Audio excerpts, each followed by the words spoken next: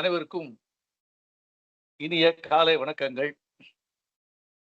இந்த அரங்கத்தில் இருக்கிற எல்லோருக்கும் மகளிர் தின நல்வாழ்த்துக்களையும் தெரிவித்துக் கொள்கிறேன். இன்றைய மகளிர் தினத்தினுடைய பிரகடனம் என்பது கிவ் டு கெயின் என்று சொல்கிறார்கள். கொடுப்பதற்காக பெற்றுக்கொள்கிறோம் அல்லது கொடுக்கிறோம் பெற்றுக்கொள்வோம். இது ஒரு எப்படி வேணாலும் நீங்க இந்த வாக்கியத்தை சொல்லிக் கொள்ளலாம். ஆகவே இந்த மகளிர் தினத்தில் உங்கள் எல்லோரோடும் ஒரு நிகழ்ச்சியை தொடங்கி வைப்பது என்பது மிகப்பெரிய பேரு. இன்று நுழைபுலத்திற்கு 2 புதியவர்கள் வந்திருக்கிறாங்க. நுழைபுலத்துக்கு தான் புதியவர்கள். வாசிப்பு உலகத்திலேயோ விமர்சன உலகத்திலேயோ அவங்க புதியவர்கள் அல்ல. கேசவராஜ் இந்த கத்தி என்ற நூலை அறிமுகம் செய்ய போகிறார்.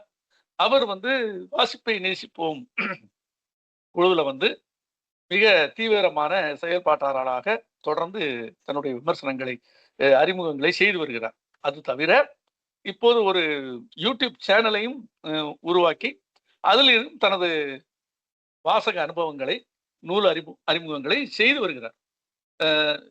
சின்ன ஒரு கொஞ்சமா ஆரம்பிச்ச மாதிரி தெரியுது, ஆனா நிறைய செஞ்சிட்ட மாதிரி நான் ஃபீல் பண்றேன். நிறைய பண்ணிட்டு வராரு. அவரை நம்ம நுழைபுலம் அமர்வுக்கு வரவேற்போம். இது ஒன்று. சோபனா நாராயணன் அதே போல நமது வாசிப்பை நேசிப்போம் குழுவிலே தீவிரமான இயங்கக்கூடியவர். அது தவிர கல்வி புலத்தில் மிகச்சிறந்த நிலையில் இருப்பவர். அரசு பணியில் இருக்கிறார். தணிக்கை, அது ஆடிட்டிங், இந்த வகையிலே மிக நிறைய வேலைகளை அவங்க செய்திருக்கிறாங்க. விமர்சன உலகில், இலக்கிய விமர்சன உலகில் மிக தீவிரமான செயல்பாட்டாளர். அவரு இந்த நம்ம ஆடை வடிவமைப்பு, ஆபரணங்கள் பற்றியெல்லாம் மிகுந்த ஆர்வமும் அதை பற்றிய ஒரு உரையாடலையும் தொடர்ந்து செய்து கொண்டிருப்பவர்.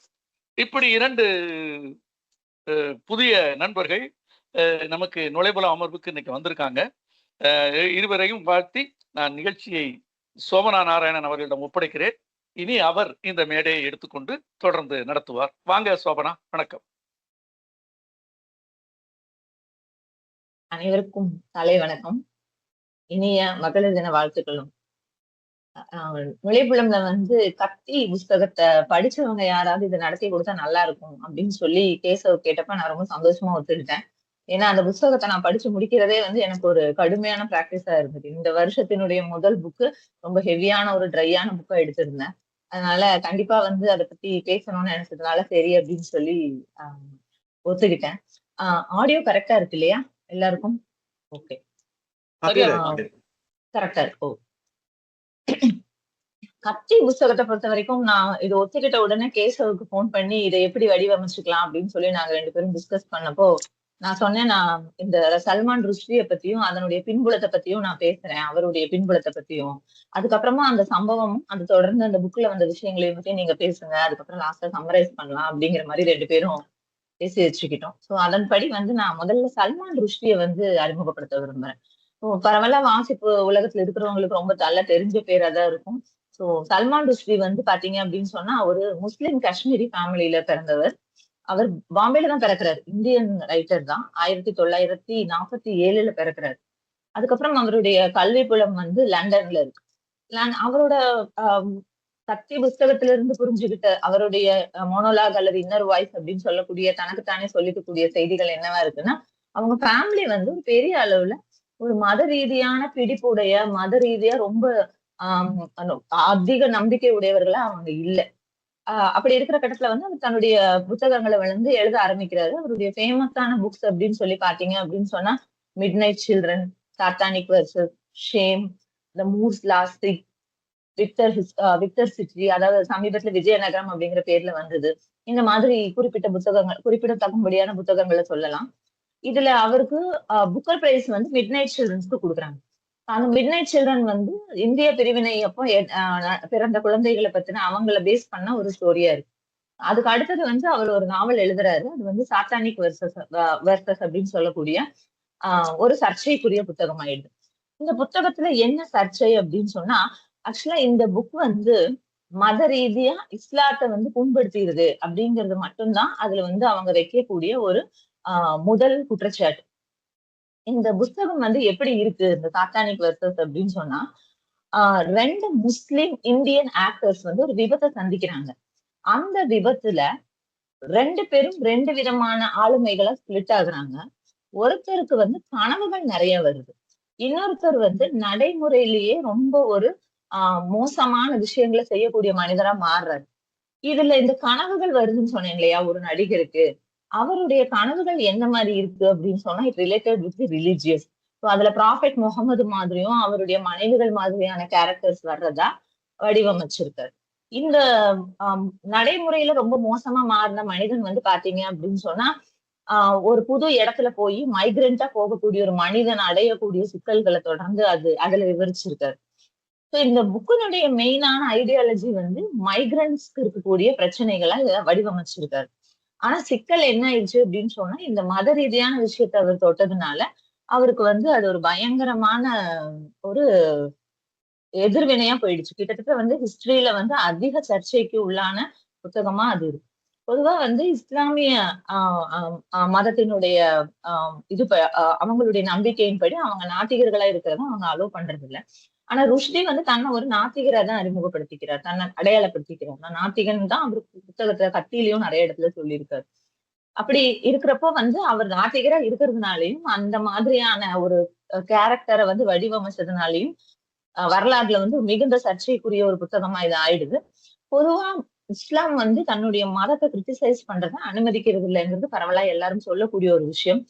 கிறிஸ்டியானிட்டியவோ, இல்ல இந்து மதத்தையோ, இல்ல வேறு பல மதங்களையோ நம்ம எழுதும் பொழுது ஆகாத சர்ச்சை எப்பவுமே இஸ்லாத்த பத்தி எது எழுதினாலும் வந்துரும். அப்படி இருக்கிற பட்சத்துல, இவர் வந்து ரொம்ப தீவிரமாவே அதுல வந்து அந்த லேயர்ஸ்ல கேரக்டர்ஸ வந்து அவர் காட்சிப்படுத்தினதுல, மதம் வந்து ரொம்ப புண்பட்டது அப்படின்னு சொல்லி ஒரு சர்ச்சை ஆகுது. இது நடந்தது வந்து கிட்டத்தட்ட பாத்தீங்க அப்படின்னு சொன்னா 1988ல. 88ல நடந்ததுக்கு அப்புறமா, ருஹோலா கோமானி அப்படின்னு சொல்லிட்டு, 1989ல ஈரானுடைய சுப்ரீம் லீடரா இருக்கிறவர், ஒரு ஃபட்வா அப்படின்னு சொல்லக்கூடிய கொலை ஆணைய பிறப்பிக்கிறார்.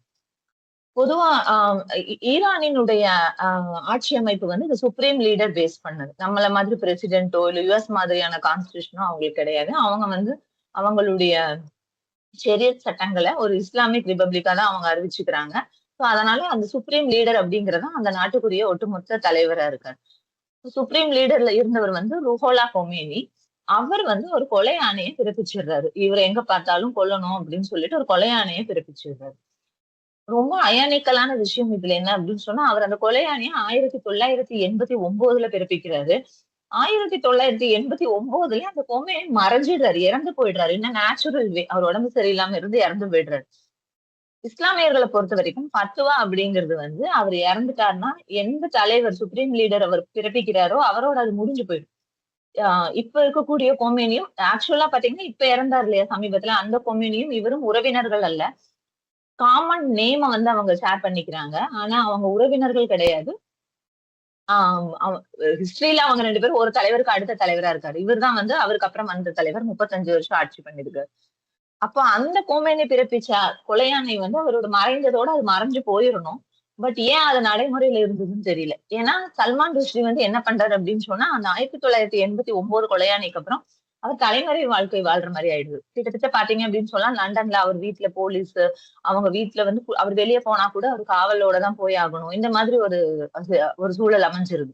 அப்ப தொடர்ந்து வந்து அவர் ஒரு கட்டுப்பாட்டுல ஒரு திரைமறைவு வாழ்க்கை அவர் எங்க இருக்காரு அப்படின்னு தெரியாத மாதிரி ஒரு வாழ்க்கை வாழ்ற மாதிரி ஆயிடுது. இது கிட்டத்தட்ட பல வருடங்கள் நீடிக்குது.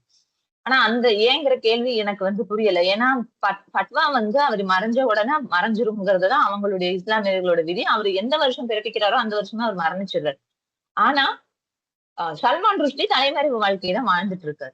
கிட்டத்தட்ட பாத்தீங்க அப்படின்னு சொன்னா 1989ல இருந்து இந்த கண்டிஷன் வந்து தொடர்ந்து இப்படி போயிட்டு இருக்கு. அவர் ஒரு தலைமறைவு வாழ்க்கை வாழ்ந்துட்டு இருக்கும் பொழுது, ஆயிரத்தி ஆ 2022 வரைக்குமே வந்து இவருக்கு இந்த சிக்கல் நீண்டிருக்கு அப்படின்னு சொல்லலாம். ஆனா அவரு என்ன பண்றாருன்னா, ஒரு கட்டத்துல லண்டன்ல இருந்து அமெரிக்கா நகர்ந்துடுறாரு.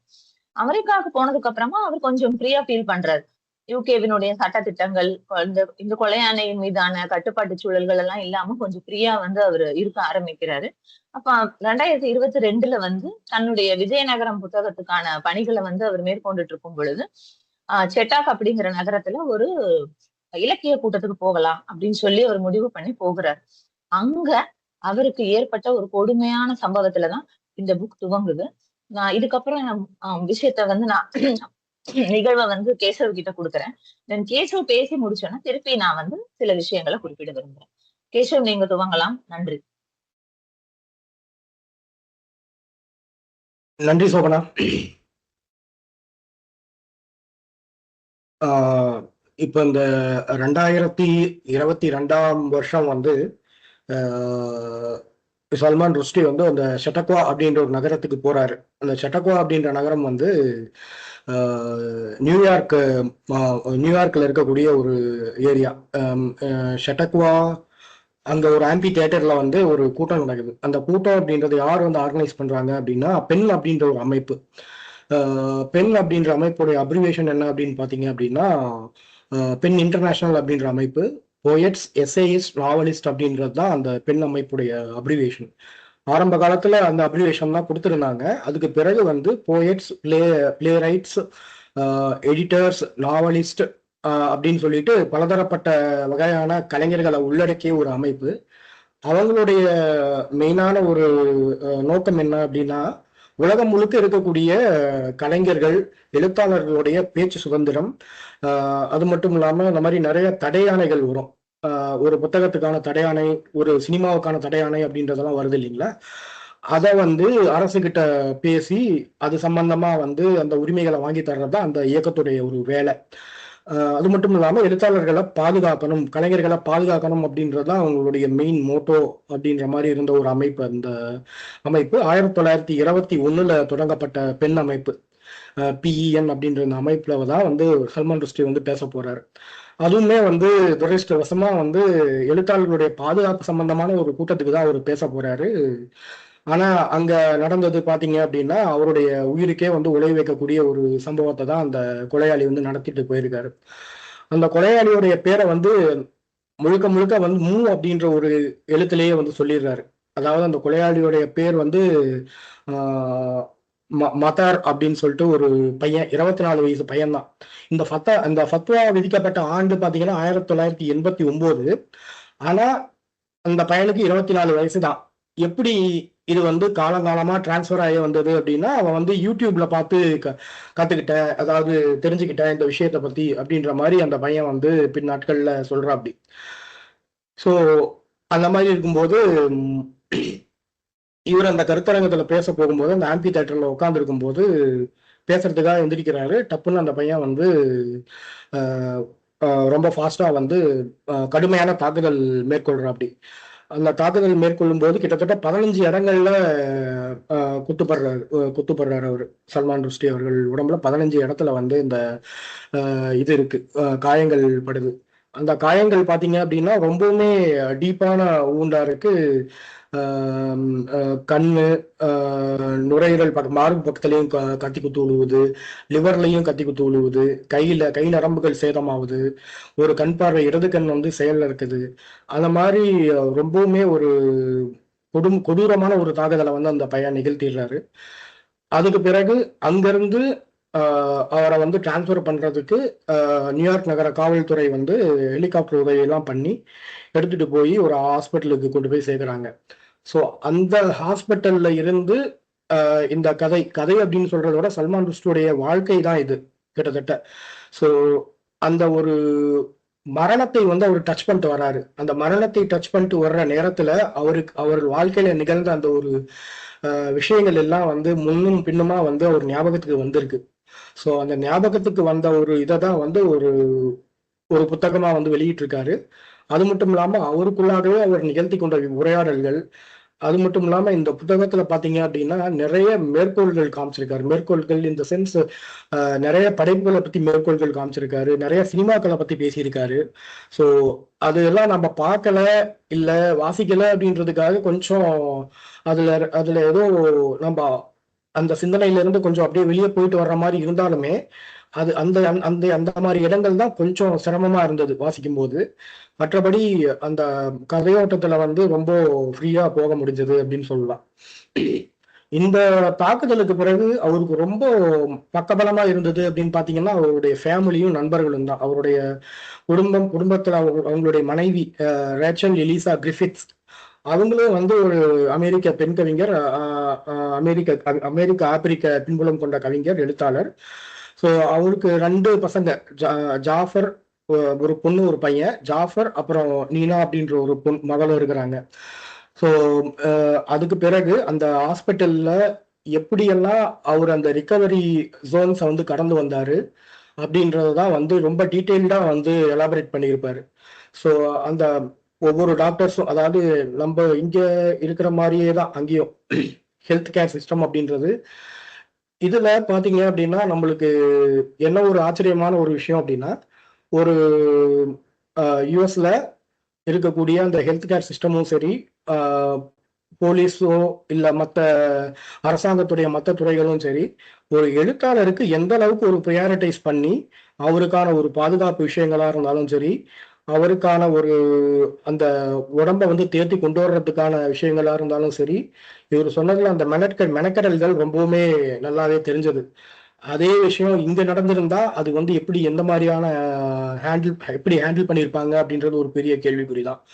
ஸோ அப்படி இவர் வந்து டியூவல் சிட்டிசன்ஷிப் உள்ளவர், America and then Britain, dual citizenship உள்ளவர்.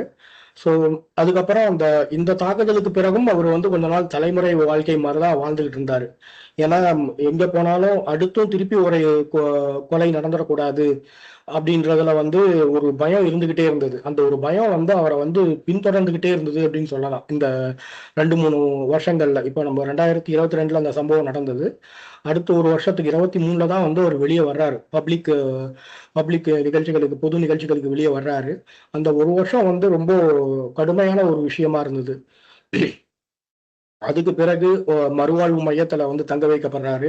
அந்த மறுவாழ்வு மையத்துக்குள்ள நடக்கக்கூடிய விஷயங்கள், அவருடைய கண்ணு போனது, அந்த கண்ணு போனதை வந்து எப்படி ஏத்துக்கிறதுன்னு தெரியாம அதையும் வந்து ஒரு மாய யதார்த்த தன்மையோட தான் வந்து கன்வே பண்றாரு. கண்ணாடி முன்னாடி நின்றுக்கிட்டு அந்த கண்ணு போனதை வந்து ஒரு ஒரு கனவா நடந்தது மாதிரி தான் அதை கன்வே பண்றாரு. அதே மாதிரி ஒவ்வொரு விஷயமும் அதை வந்து நம்மளால அவர் விவரிக்கும் போது அதை வந்து நம்மளால புரிஞ்சுக்க முடியுது. ஏன்னா இது இன்னொரு விஷயம் என்னன்னா, இது வந்து மொழிபெயர்ப்பு. அந்த மொழிபெயர்ப்பு இந்த அளவுக்கு ஸ்ட்ராங்கா பண்ணி இல்லை அப்படின்னா நம்மளுக்கு அது வந்து அதுல இருக்கக்கூடிய அந்த ஒரு விஷயங்களை, அந்த வழியை வந்து ஒரு சாதாரண ஒரு வாசகனால வந்து உணர்ந்து கொள்ள முடியாம போயிருக்கும். அந்த அளவுக்கு ஒரு அற்புதமான மொழிபெயர்ப்பை கொடுத்திருக்கிறாரு சிவகுமார். ஸோ அந்த மாதிரி இருக்கும்போது அவர் ஒவ்வொரு விஷயத்துல இருந்தும் எப்படி இனிஷியலா வென்டிலேட்டர் சப்போர்ட்டோட தான் இருந்திருக்கிறாரு. ஏன்னா உங்களுக்கு லிவர் டேமேஜ் ஆயிடுச்சு, மார்புல, கழுத்துல எல்லா இடத்துலயும் இதாயிருக்கு, அதுவும் இல்லாம நர்வு வந்து கட்டாயிருக்கு அப்படின்னும் போது கிட்டத்தட்ட நம்மளும் வந்து ஒரு ஹாஸ்பிட்டல்ல அவர் கூட தங்கியிருந்த மாதிரியே ஒரு ஃபீலிங் இருந்தது. எப்படா இந்த மனுஷன் இந்த பெட்ல இருந்து எந்திரிச்சு வருவார் அப்படின்ற மாதிரி ஒரு ஃபீல் ஆக ஆரம்பிச்சிருச்சு நம்மளுக்கு, வாசிக்கிறவங்களுக்கு. அந்த மாதிரி போயிட்டு இருக்கு. அவங்களுடைய முக்கியமா மனைவி ரேச்சல் எலிசா கிரிஃபித்ஸ், அவங்கள வந்து அதோடைய அந்த கதையோடய வரும்போது அவங்கள வந்து எப்ப சந்திச்சாரு, எப்ப அவங்களுக்கான திருமணம் நடந்தது அப்படின்ற விஷயத்தை எல்லாத்தையுமே வந்து எலாபரேட்டா எழுதுறாரு. அதுக்கப்புறம் ஒரு மனுஷனுடைய இது பாத்தீங்கன்னா இந்த புத்தகமே வந்து 2 பார்ட்டா தான் பிரிஞ்சிருக்கு. ஸோ முதல் பகுதி வந்து மரணத்தின் தேவதை அப்படின்ற மாதிரி தான் தலைப்பு கொடுத்து எழுதியிருக்காரு. அதுல வந்து 4 உட்பிரிவுகளும், 2வது பகுதி வந்து வாழ்க்கையின் தேவதை அப்படின்ற 4 உட்பிரிவுகளும் கொடுத்து தான் எழுதியிருக்காரு. அந்த மரணத்தின் தேவதை அப்படின்றதுல வந்து இந்த பொதுவா இந்த ரொம்ப கிரிட்டிக்கலான சுச்சுவேஷன்ல இருந்தது, அந்த முதல் நடந்த தாக்குதல் கிரிட்டிக்கலான சுச்சுவேஷன். அதுல வந்து அவங்க ஒய்ஃப் வந்து எந்த மாதிரியான ஒரு மனநிலையில இருந்தாங்க. ஏன்னா தனியா வசிக்கக்கூடிய ஒரு தம்பதி, அவங்களுடைய ஃபேமிலி எல்லாம் வந்து பாத்தீங்க அப்படின்னா, அவங்க பசங்க எல்லாம் வந்து பாத்தீங்கன்னா பிரிட்டன்ல செட்டில் ஆயிட்டாங்க, யூகேல செட்டில் ஆயிட்டாங்க. இவங்க மட்டும்தான் இங்க இருக்காங்க. இந்த விஷயம் கேள்விப்பட்ட உடனே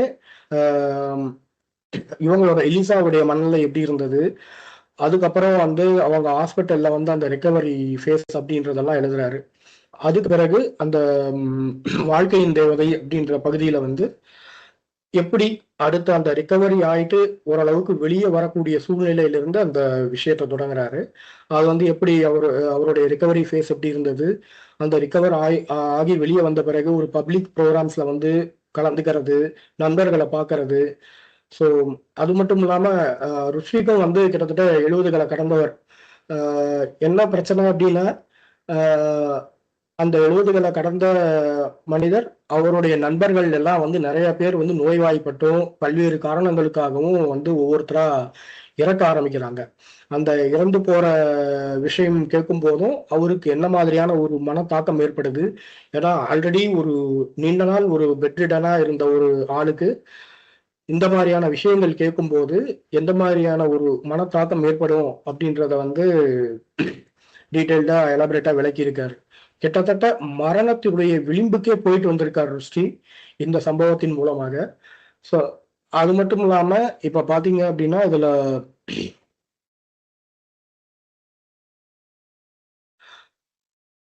இந்த புத்தகம் சாட்டானிக் வெர்சஸ் இருக்கு இல்லையா, இது சம்பந்தமா இந்த ஒரு கொலை மட்டும் நடக்கல.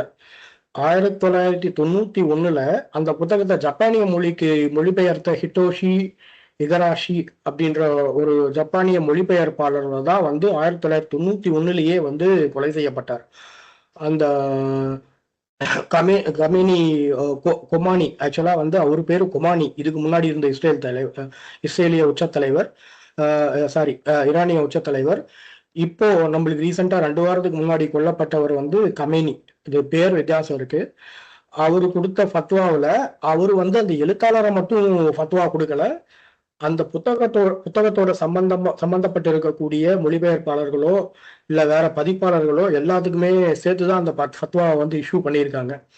அந்த ஃபத்வாவுடைய தாக்கத்தினால 91 ஒரு கொலை நடத்தப்பட்டு இருக்கு. அதுல வந்து அந்த மொழிபெயர்ப்பாளர், ஜப்பானிய மொழிபெயர்ப்பாளரும் இறந்திருக்காரு அப்படின்றது இதுல ஒரு கூடுதல் தகவல்.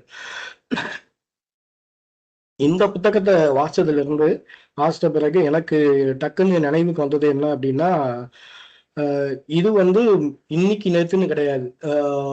ஆரம்ப காலகட்டத்திலிருந்தே, சாக்ரட்டிஸ் காலகட்டத்தில இருந்தே மதத்துக்கு எதிராகவும் மத கோட்பாடுகளுக்கு எதிராகவும் பேசக்கூடிய அறிவுஜீவிகளையும் அறிவியலாளர்களையும், ஸோ மதம் அப்படின்ற ஒரு விஷயம் எப்படியெல்லாம் வந்து ரூடா ரொம்ப ரொம்ப சித்திரவதைப்படுத்தினது அப்படின்றது நம்மளுக்கு வரலாறுல இருந்து நல்லாவே தெரியும்னு நினைக்கிறேன். உதாரணத்துக்கு நம்ம ஊர்ல ரீசெண்டா பாத்தீங்க அப்படின்னா பெருமாள் முருகன் அவர்களுடைய இஷ்யூ வந்து நம்மளுக்கு தெரிஞ்சிருக்கும். அவரு வந்து மாதுருபாகன் அப்படின்ற நாவல்ல அந்த ஒரு கம்யூனிட்டியை பத்தி எழுதிட்டார் அப்படின்னு சொல்லிட்டு அதை பத்தி படிக்காமையே, விஷயம் என்னன்னா இந்த ஒரு சாட்டானிக் வெர்சஸ் இஷ்யூலையும் வந்து பாத்தீங்க அப்படின்னா அந்த ஒரு புத்தகத்தை வந்து அந்த பையன் படிக்கல. நிறைய விஷயம் என்ன எப்படி இப்படி தவறுதானா நடக்குது அப்படின்னா, அவரை பத்தின எந்த ஒரு பின்புலமும் தெரியாம வெறும் ஒரு யூடியூப் வீடியோவை மட்டும் வச்சுக்கிட்டு, வெறும் ஏதோ ஒரு தேர்ட் பர்சன், யாரோ ஒரு 3ஆம் நபர் சொன்னாரு அவர் வந்து ஒரு மதத்துடைய உச்ச தலைவர் அப்படின்ற ஒரு கண்டிஷனை மட்டுமே வச்சுக்கிட்டு ஒரு மனுஷனை வந்து தாக்க முடிஞ்சிருக்கு. அந்த அளவுக்கு மதம் அப்படின்றதும் சாதி அப்படின்றதும் ஒரு மனுஷனை வந்து மூளைச்சலவை செய்யுது அப்படின்றதுதான் இன்னைக்கு இருக்கக்கூடிய 2026 இருக்கக்கூடிய ஏஐ உலகத்தில் இருக்கக்கூடிய ஒரு நிதர்சனமான ஒரு விஷயம். இதை வந்து நம்ம அந்த கிரவுண்ட் ரியாலிட்டியை புரிஞ்சுக்கணும். அப்படி இருக்கும்போது ஒரு எழுத்துத்துறையிலையுமே சரி, ஒரு கலைஞர்களா மத்தியிலையும் சரி, இன்னைக்குமே சரி, நம்மளுக்கு இந்திய சினிமா துறையில பாத்தீங்க அப்படின்னா நிறைய திரைப்படங்கள் வெளியே வர்றதுக்கும் கூட ரொம்பவுமே ஒரு போராட்டமான ஒரு விஷயத்த எதிர்கொள்ள வேண்டியதா இருக்கு. நான் சொல்றேன், முற்போக்கான திரைப்படங்களை வெளியே கொண்டு வர்றதுக்கு ரொம்பவுமே போராட்டமான ஒரு சூழ்நிலையா இருக்குது. அப்படி இருக்கும்போது இந்த புத்தகம் நம்மளுக்கு வைக்கக்கூடிய ஒரு மிகப்பெரிய கேள்விக்குறி என்ன அப்படின்னா, நாம இந்த மாதிரியான கலைஞர்களையும் எழுத்தாளர்களையும் எப்படி பாதுகாக்க போறோம் அப்படின்றது தான் வந்து இந்த புத்தகம் வந்து நம்மளுக்கு ஒரு பெரிய கேள்வியா வைக்குது. இது மட்டும் இல்லாம நம்ம இந்தியாவில் பாத்தீங்க அப்படின்னா இந்த ஒரு 15-20 வருஷத்துல இந்த மாதிரியான தாக்குதல் வந்து நிறையவே நடந்திருக்கு. உதாரணத்துக்கு பாத்தீங்கன்னா 2013 வந்து நரேந்திர தாபோல்கர் அவர்கள் நடைபயிற்சி மேற்கொள்ளும் போது கொலை செய்யப்பட்டார். அதே மாதிரி கோவிந்த பன்சாரி 2015 எழுத்தாளர் கல்பூர்கி 2015 திருப்பி, அதுக்கப்புறம் அபிஜித் ராய் 2015 ஒரு புத்தக கண்காட்சியிலேயே வச்சு கொலை செய்யப்பட்டார். அப்புறம் கௌரி லங்கேஷ் நம்மளுக்கு எல்லாத்துக்கும் 2017 அவங்க வீட்டு வாசல்லையே வச்சு கொலை செஞ்சாங்க. அப்புறம் யுஆர் அனந்தமூர்த்தி எழுத்தாளர், யுஆர் கன்னட எழுத்தாளர் யுஆர் அனந்தமூர்த்தி மேலேயும் கொலைவெறி தாக்குதல்கள் நடத்தப்பட்டது. இவங்க மேல எல்லாரு மேலேயும் இருக்கக்கூடிய ஒரே ஒரு குற்றச்சாட்டு என்ன அப்படின்னா, ஒரு குறிப்பிட்ட மதத்தை மட்டும் வச்சு அந்த மதத்துக்கு எதிராக இருக்கக்கூடிய அதுக்குள்ள இருக்கக்கூடிய மூட நம்பிக்கைகளை ரொம்ப பழமைவாத கட்டமைப்பை வந்து கேள்வி கேட்டாங்க அப்படின்ற ஒரே விஷயத்த மட்டும் வச்சுதான் அவங்க மேல இவங்க எல்லாத்து மேலேயும் தாக்குதல் நடத்தப்பட்டது. அதே மாதிரி இவங்க கொல்லப்பட்டாங்க. இதே மாதிரி காலங்காலமா வந்து நிறைய எழுத்தாளர்களும் கலைஞர்களும் வந்து பாதிக்கப்பட்டிருக்காங்க. தமிழ்ல பாத்தீங்க அப்படின்னா பெருமாள் முருகன் விட்டா எழுத்தாளர் சல்மா வந்து இந்த மாதிரி பிரச்சனையை எதிர்கொண்டிருக்காங்க. அதே மாதிரி எழுத்தாளர் பாமா அவர்களும் இந்த மாதிரியான பிரச்சனைகள் எதிர்கொண்டிருக்காங்க. இதுக்கு வந்து எந்த மதமும் வந்து சலைச்சது கிடையாது. இஸ்லாமிய மதம் மட்டும்தானா அப்படின்னா இஸ்லாமிய மதம் வந்து ரொம்பவுமே அரகண்டா பண்றாங்க அப்படின்னா, ஃபார் எக்ஸாம்பிள் எழுத்தாளர் பாமா அவர்களுடைய கதையில வந்து கிறிஸ்துவ மதம் வந்து ரொம்ப அரகண்டா செயல்பட்டாங்க அப்படின்ற ஒரு குற்றச்சாட்டு இருக்கு. ஸோ அந்த மாதிரி மதம் அப்படின்னு எடுத்துக்கிட்டா எல்லாமே வந்து அவங்க மேல வைக்கக்கூடிய ஒரு குற்றச்சாட்டை வந்து ஏத்துக்கக்கூடிய மனநிலையில இல்லை. அப்படி ஏத்துக்கிட்டு அவங்களே அப்டேட் பண்ணிக்கக்கூடிய மனநிலையும் இல்லை அப்படின்றதுதான் இதுல வந்து நல்லாவே விளங்கிக்க முடியுது. அதே மாதிரி இதுல வந்து பாத்தீங்க, இந்த புத்தகத்துல வந்து பாத்தீங்க அப்படின்னா நிறைய மேற்கோள்கள், நிறைய விஷயங்கள் வந்து சொல்லியிருக்கிறாரு. அது வந்து இலக்கியத்தரமான விஷயங்களாகவும் நிறையவே இருக்கு. ஸோ ஒரு சில விஷயம் என்னன்னா, ஒரு கவிதை நடையிலிருந்து உரைநடைக்கு போறதை பத்தி ஒரு விஷயத்த சொல்லியிருப்பாங்க. அவங்களுடைய இணையர் வந்து எலிசா வந்து ஒரு நாவல் எழுதுறதுக்கு ஏற்பாடு பண்ணியிருப்பாங்க. அந்த நாவல் எழுதுறத பத்தி ஒரு விஷயம் சொல்லியிருக்கிறாரு இதுல. ஸோ அதை அப்படியே நான் படிக்கிறேன். கவிதை நிலத்திலிருந்து உரைநடையுருக்குள் போய் சேரும் எல்லையை கடக்கும் பயணம் பெரும்பாலும் சுயசரிதை வழியாகவே என்று தோன்றுகிறது. இலக்கிய தருணத்தில் நினைவு குறிப்புகள் ஒரு முக்கிய கலை வடிவமாக ஆகியுள்ளன. நினைவு குறிப்புகள் எழுதுபவர்கள் அசாதாரணமான கடந்த காலங்களான தனிப்பட்ட வாழ்க்கை அனுபவங்கள் வழியாக நிகழ்காலம் குறித்தும் நம்முடைய பார்வைகளை மறு ஆக்கம் செய்ய அவை இடமளிக்கின்றன. Sabiya சின்க்ளேயரின் how to say Babylon அண்மைக்கால உதாரணம். ஜமேக்காவில் வளர்ந்து கொடுங்கோன்மையான ராஸ்பேரிய அமைப்பாளரிடமிருந்து தப்பி ஓட வேண்டிய தேவையை உணர்ந்த ஒரு பெண்ணின் அழுத்தமான அழகான எழுதப்பட்ட நினைவு குறிப்பு. அதாவது கவிதையிலிருந்து உரைநடையுருக்கு, அதாவது கவிதை எழுதுறவங்க ஒரு உரைநடை படைப்பை மேற்கொள்வதற்கு ஒரு முக்கியமான ஒரு பிரிட்ஜா வந்து இந்த வாழ்வியல் சம்பவங்களை தொகுத்து எழுதுறது ஒரு முக்கியமான ஒரு விஷயமா அப்படி இருக்கு அப்படின்றத வந்து குறிப்பிடுறாரு. இது வந்து நம்ம ரெண்டு வகையில நம்ம எடுத்துக்கலாம். ஒண்ணு வந்து அந்த அவங்களுடைய நாவல் எழுதுறதுக்கான ஒரு விஷயமும், அதே மாதிரி இந்த ஒரு விஷயமும். இது வந்து இவருடைய வாழ்க்கை குறிப்பு தான் முழுக்க பாத்தீங்கன்னா. அந்த மாதிரி இதையும் வந்து ஒரு சின்ன ஒரு குறிப்பா வந்து இது மாதிரி கொடுத்திருக்கிறாரு. அடுத்தது நம்மளுடைய சோசியல் மீடியா யூசேஜஸை பத்தியும் நிறைய பேசியிருக்கிறாரு. அதை பத்தி ஒரு கோட் பாத்தீங்க அப்படின்னா, நம்முடைய வினோதமான காலத்தில் அந்தரங்கம் குறித்த எங்கள் கருத்துக்கள் விசித்திரமான ஏதோ ஒன்று நிகழ்ந்திருக்கிறது. மனதில் வைத்து பேணப்படுவதற்கு பதிலாக மேற்குலகில் பலருக்கு குறிப்பாக இளம் வயதினருக்கு அது எந்த மதிப்பும் மற்ற பண்பாக உண்மையில் விரும்பத்தகாத ஒன்றாக ஆகிவிட்டதாக தோன்றுகிறது. பொது பார்வைக்கு ஒன்று வைக்கப்படவில்லை என்றால் உண்மையில் அதற்கு இருப்பு கிடையாது. உங்கள் நாய், உங்கள் திருமணம், உங்கள் கடற்கரை, உங்கள் குழந்தை, உங்கள் இரவு சாப்பாடு, நீங்கள் அண்மையில் பார்த்த சுவாரஸ்யமான காணொலி துணுக்கு, இவை அன்றாடம் பகிரப்பட வேண்டும். அதாவது நம்ம வழக்கமா வந்து சோசியல் மீடியாக்கள்ல நடக்கக்கூடிய ஒரு விஷயத்தை தான் வந்து இப்படி எலாபரேட் பண்ணி சொல்லியிருக்காரு. அப்படி பார்க்கும்போது இவர் நவீனமான ஒரு விஷயத்தையும் டச் பண்ணியிருக்காரு. பல்வேறுபட்ட அடுக்குகள்ல இந்த புத்தகம் வந்து பேசியிருக்கு. ஆனா முக்கியமா பாத்தீங்க அப்படின்னா இவருடைய அந்த பாதிப்பும் அதுல இருந்து மீண்டு வந்த அந்த விஷயங்களையும் மட்டும்தான் வந்து அதிகமா வந்து கவர் பண்ணியிருக்காரு. அதே மாதிரி இதுல வந்து கோட் பண்ணக்கூடிய கோட்ஸ் வந்து நிறைய இருக்குது. அது மாதிரி பாத்தீங்கன்னா கொஞ்சம் கோட்ஸ் எடுத்து வச்சிருக்கேன். கருத்து மற்றும் விவாதத்தில் தோற்கும் போதுதான் வன்முறை வருகிறது. ஸோ இந்த இப்படி பாத்தீங்கன்னா இந்த கருத்தோ விவாதமோ வந்து இங்க நடக்கவே இல்லை. சாத்தானிக் வெர்சஸ் பத்தி அந்த பையனுக்கும் வந்து ஒன்றும் தெரியாது, அந்த ஃபத்வா விதிச்ச அந்த உச்ச மத தலைவருக்கும் ஒன்றும் தெரியாது. ஒன்றும் தெரியாது இந்த சென்ஸ், அவங்க படிக்கல. அதை படிச்சிருந்தா தானே ஏதாவது ஒரு பேசிக்கான ஒரு திங்க் பற்றி அதை பத்தி விவாதிக்கவோ அதை பத்தின ஒரு காமனான ஒரு பிளாட்ஃபார்ம்ல பேசவோ முடியும். இங்க மதத்தை பொறுத்த வரைக்கும் என்ன அப்படின்னா, அவங்கள வந்து எதிர்த்து ஒரு கேள்வி கேட்டீங்க அப்படின்னா அதுக்கு பிறகு அவங்களுடைய அந்த புக்ல வந்து டைரக்டா தண்டனை தான். தண்டனையோ அதாவது கொலையோ இல்லை கொலை முயற்சியோ உங்களை மிரட்டுறதுக்கான வேலைகள் தான் நடக்கும் அப்படின்றது தான் இந்த ஒரு இந்த ஒரு கோர்ட்ல இருந்து நம்மளுக்கு தெரியுது. ஆயுதம் மனிதனை காயப்படுத்தலாம், ஆனால் சிந்தனையை அழிக்க முடியாது. அதே மாதிரிதான் இது அவரை வந்து நிறைய காயப்படுத்தி இருக்கு, அந்த ஆயுதங்கள் வந்து காயப்படுத்தி இருக்கு. ஆனா அவருடைய சிந்தனை வந்து தொடர்ந்து இதுல செயல்பட்டுக்கிட்டே வந்திருக்கு அப்படின்றத இந்த புத்தகம் முழுக்க நம்ம தெரிஞ்சுக்க முடியும். அடுத்து வாழ்க்கை எவ்வளவு பொழுதில் மாறக்கூடியது என்பதை தாக்குதல் உணர்த்தியது. ஸோ அதாவது அந்த அந்த பையன் வந்து அந்த தாக்குதல் நடத்தின அந்த பையன் வந்து ஓடி வந்து அந்த தாக்குதல் நடந்தது வந்து ஒரு 30-40 செகண்ட் தான். அந்த 40 செகண்ட்ல அவருடைய வாழ்க்கையை வந்து எந்த அளவுக்கு அப்படியே புரட்டி போட்டுச்சு அப்படின்றது தான் இந்த புத்தகம் முழுக்கவே நம்ம தெரிஞ்சுக்கக்கூடிய ஒரு விஷயம். வெறுப்பு உலகத்தை சுருக்குகிறது, கற்பனை உலகத்தை விரிவாக்குகிறது. அதான் வெறுப்பு வந்து நம்மள எந்த அளவுக்கு சுருக்குது, அதாவது அந்த ஒரு சின்ன விஷயம், அந்த ஒரு சின்ன ஸ்பார்க் தான் அது வந்து ஒரு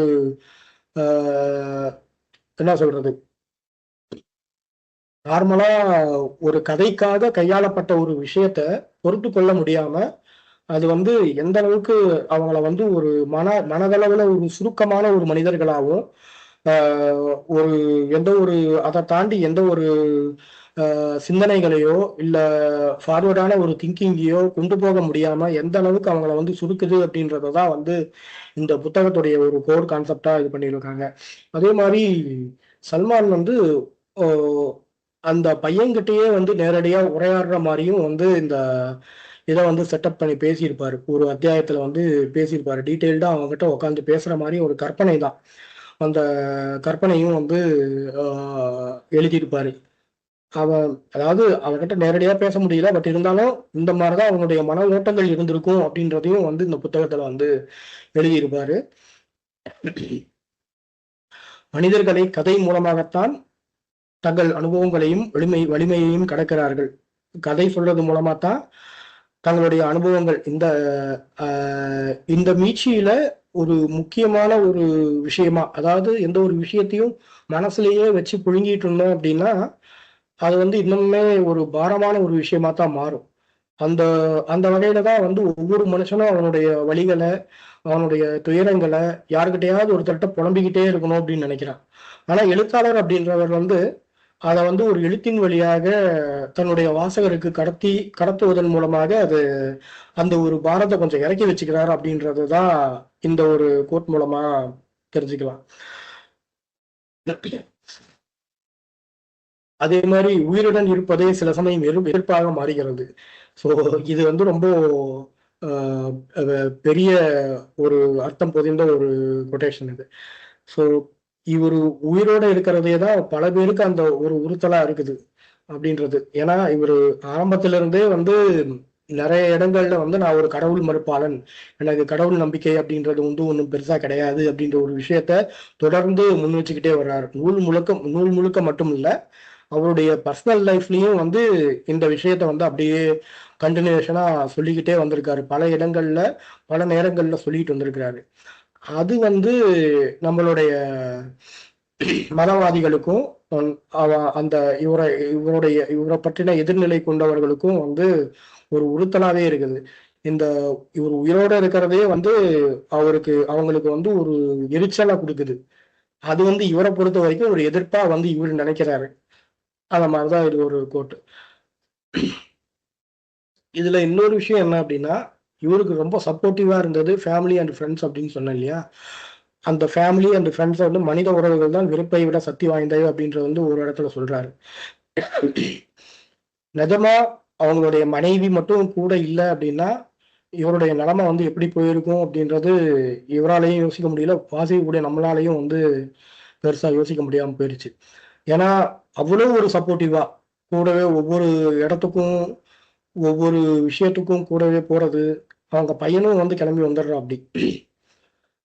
ஜாஃபர் அப்படின்றது ஒரு பையனோட பேரு. அவர் வந்து இங்கிலாந்துல வசிக்கிறாரு. அவரும் வந்து கிளம்பி ஹாஸ்பிட்டலுக்கு கூட வந்து கொஞ்ச நாள் அப்பாவோட இருந்துட்டு போறாரு.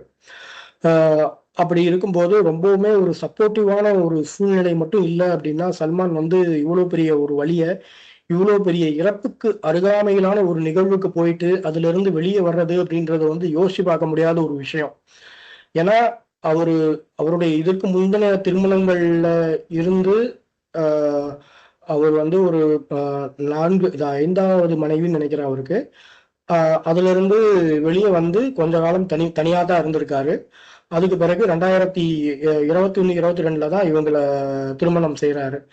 ஸோ அந்த தனிமையான அந்த ஒரு காலகட்டத்துல இருந்திருந்தார் அப்படின்னா அது வந்து எந்த மாதிரியான இதே நிகழ்வு அப்ப நடந்திருந்ததுன்னா எந்த மாதிரியான ஒரு மன உணர்வையும் ஒரு இந்த மீட்சி அப்புறம் இந்த காயங்கள்ல இருந்து வெளியே வர்ற அந்த ஒரு நேரம் வந்து எப்படி இருந்திருக்கும் அப்படின்னு சொல்லிட்டு அவரால் யோசிக்க முடியல அப்படின்ற ஒரு விஷயத்தையும் வந்து புத்தகத்துல வந்து நம்மளுக்கு சூசகமா சொல்லியிருப்பாரு.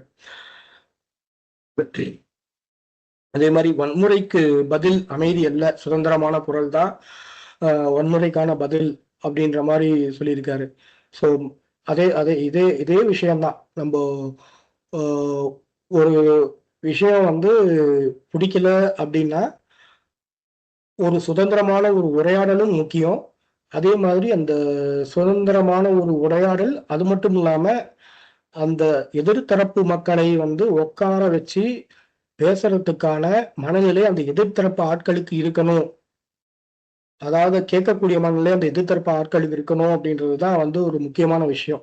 ஆனா இங்க வந்து பல இடங்கள்ல நம்ம எழுத்தாளர்களுக்கோ இல்ல அறிவுஜீவிகளுக்கோ இல்ல அறிவியலாளர்களுக்கோ நிகழக்கூடிய இந்த ஒரு வெறுப்பு சம்பவங்கள், கொலை முயற்சிகள் அப்படின்றது நம்ம பார்க்குறோம். இன்னைக்கு அன்றாடம் வந்து நிறைய இடத்துல பார்த்துக்கிட்டு இருக்கோம்.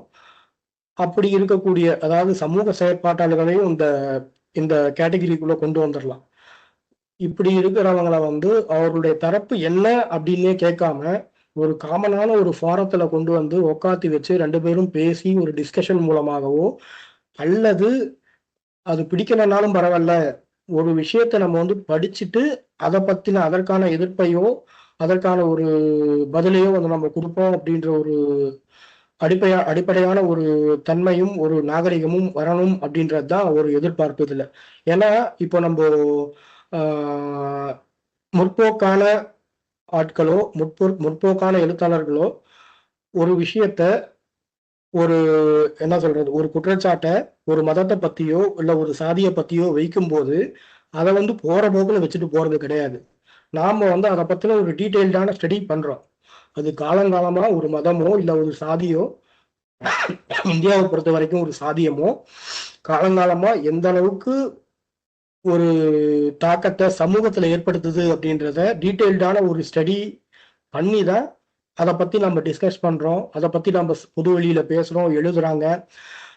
அப்படி இருக்கும்போது நம்மளுக்கு அந்த எதிர்கருத்துக்களை படிக்கக்கூடிய பொறுமையும் நிதானமும் நம்மளுக்கு இருக்கு.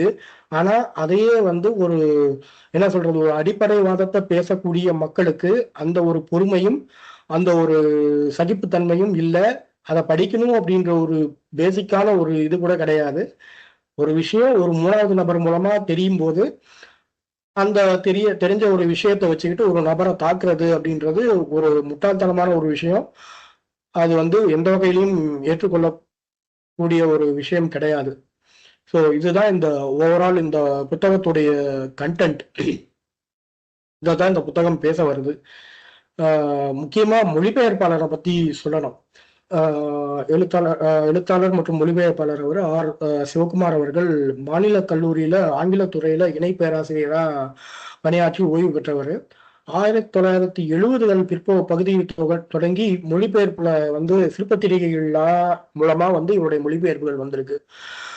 சில லத்தீன் அமெரிக்க சிறுகதைகள், உதாரணத்துக்கு இவருடைய பிரான்சிஸ் காப்கா அவர்கள் எழுதின உருமாற்றம் அப்படின்ற அந்த ஒரு நாவல் குறுநாவல் வந்து மொழிபெயர்த்திருக்காரு. அதுவும் ஒரு சிறந்த மொழிபெயர்ப்பு. இப்போ அது வந்து வெளிவருதா அப்படின்னு தெரியல.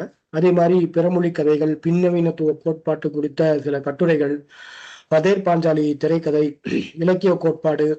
இலக்கிய கோட்பாடு வந்து ஜானதன் கல்லர் அப்படின்றவர் எழுதினது. சோஃபியின் உலகம் யோஸ்டைன் கார்டைன் அவர்கள் எழுதினது. மார்க்சின் நாவி சார்லஸ் டார்பர் எழுதினதெல்லாம் வந்து இவருடைய முக்கியமான மொழிபெயர்ப்புகள் சில.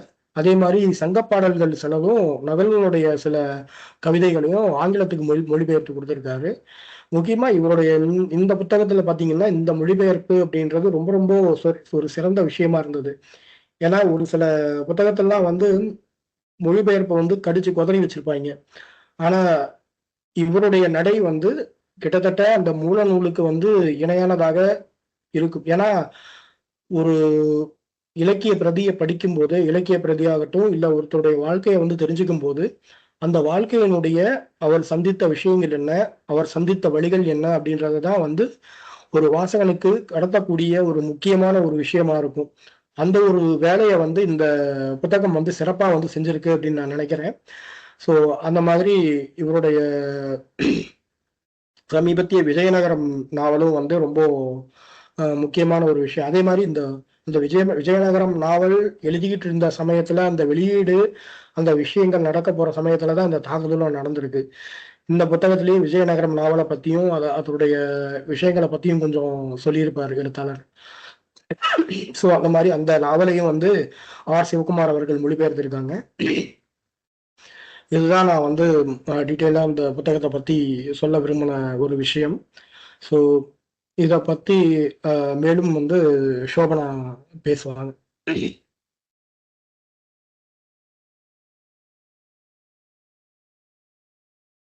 நன்றி கேசவ்.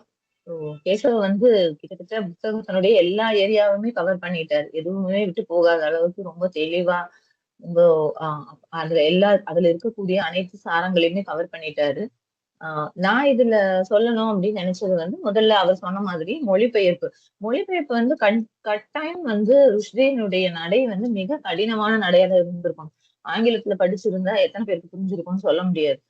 அவ்வளவு ஒரு சிரமமான நடை. அதை சிவகுமார் அவர்கள் வந்து தன்னுடைய முன்னுரையிலையும் சொல்லியிருக்காரு. எனக்கே வந்து ரொம்ப சவாலான பணியா தான் இருந்தது. பட் ஆனா அந்த சவாலை வந்து அவர் ரொம்ப சிறப்பா செஞ்சிருக்காருன்னு தான் சொல்லணும். எந்த இடத்துலயும் வந்து நமக்கு அது புரியல அப்படிங்கிற மாதிரி இல்லாம, ஏன்னா அவர் ஃபுல் ஸ்டாப் இல்லாத நீண்ட நெடிய வசனங்களை தான் சொல்லியிருக்காருன்னு நினைக்கிறேன் ஆங்கிலத்துல. நிறைய தமிழ்ல அதுக்கான அந்த டிஃபிகல்ட்டி புரிஞ்சுது. நம்ம டக்குன்னு அப்படி சிம்பிளா நம்ம ஈஸியா நேரடியா சொல்ற மாதிரி இல்லாம இருந்தது. அதையும் அவர் சிறப்பாவே கையாண்டிருந்தாரு. ரெண்டாவது வந்து அந்த பையன் வந்து அவரை குத்துறான் இல்லையா? அப்போ வந்து அவர் சொல்றாரு, ஒரு யூடியூப் வீடியோ பார்த்துட்டு ஒரு இமாமினுடைய பேச்சை கேட்டுட்டுதான் அவன் வந்து என்ன குத்துறான் அப்படின்னு சொல்றாரு. இது வந்து மதம் தாண்டின விஷயத்திலயுமே இந்த இடத்துல நான் குறிப்பிடணும்னு நினைக்கிறேன். இந்த கும்பல் மனப்பான்மை அப்படிங்கிறது வந்து மனிதர்களுக்கு எப்பவுமே இருக்கும். அதாவது நான் எப்பவும் சொல்றது அதுதான். மனிதன் வந்து தனிப்பட்ட வகையில பாத்தீங்க அப்படின்னு சொன்னா ரொம்ப நல்லவனா இருப்பான். நிறைய வந்து அவனுக்கு இரக்கம் இருக்கும். எம்பத்தட்டிக்கலா இருப்பாங்க. இது வந்து இயற்கை. நம்ம மூளையே அப்படிதான் டிசைன் ஆயிருக்கும். நம்ம ரொம்ப நமக்கு ஒரு வலி வர மாதிரிதான் அடுத்தவனுக்கு வலி வருங்கிறத புரிஞ்சுக்க கூடிய ஒரு விலங்கா மனிதன் இருந்ததுனாலதான் அவன் வந்து ஒரு சமூக விலங்காவே பரிணாம வளர்ச்சி அடைய முடிஞ்சுது. இல்லைன்னு சொன்னா நம்ம குரங்கு கூட்டமா இருக்கிற மாதிரி நம்மளும் ஒரு கூட்டமாவே இருந்திருக்கும். ஒரு புலிக்கு அடிபட்டா எப்படி வலிக்கும்னு இன்னொரு புலிக்கு தெரிஞ்சிருக்க வாய்ப்பு இல்லை. அதனாலதான் அதனால வந்து அடுத்த ஒரு கூட்டமா ஒரு கிளானா பெட்டர்மெண்டா வர முடியல.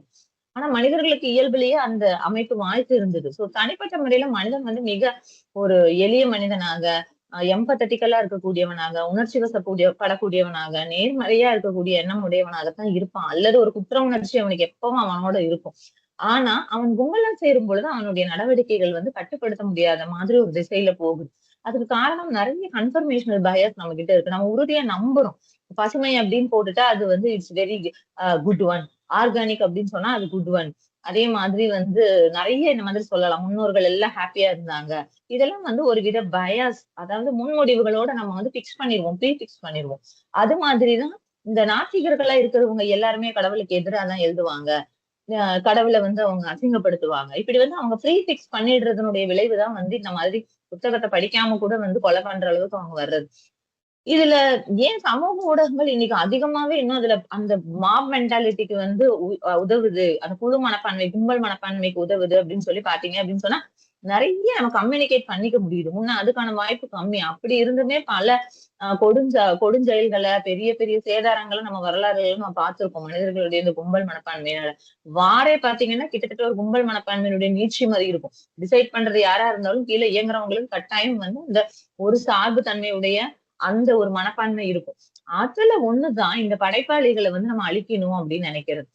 நிஜத்துல பாத்தீங்க அப்படின்னு சொன்னா 90% மனிதர்கள் வந்து அந்த விஷயத்த ஒரு ஒரு ஒரு ஒரு ஒரு சர்ச்சைக்கான விஷயமா இருந்தா கூட உணர்ந்தா கூட அதை வெளியே சொல்லாத நபர்களா இருப்பாங்க. ஆனா இந்த 10% மக்கள் வந்து அதை பேசுறவங்களாவும், அதை தொடர்ந்து விவாதிக்கிறவங்களாவும், அதை மாத்தணும்னு நினைக்கிறவங்களாவும் இருப்பாங்க. இந்த 90% பேருக்கான நகர்வு முன்னேற்றமும் யார் கையில இருக்குன்னா இந்த 10% மக்கள்கிட்ட தான் இருக்கு. அதாவது ஒருத்தவங்க போராடுறாங்க அப்படின்னு சொன்னா அவங்க வந்து அவங்களுக்காக மட்டும் போராடுறது இல்ல. தன்னை மாறி இருக்கக்கூடிய மற்ற அனைவருக்காக தான் போராடுறாங்க. அந்த பிற மக்கள் இத ஆதரிக்கிறாங்களோ இல்லையோ, ஆனா இதனுடைய பலன்கள அவங்கள அறியாமலே அவங்க வந்து என்ஜாய் பண்ணிடுவாங்க. அப்படிதான் நமக்கு எல்லாமே நமக்கு சுதந்திரம் அப்படிதான் கிடைச்சிருக்கு.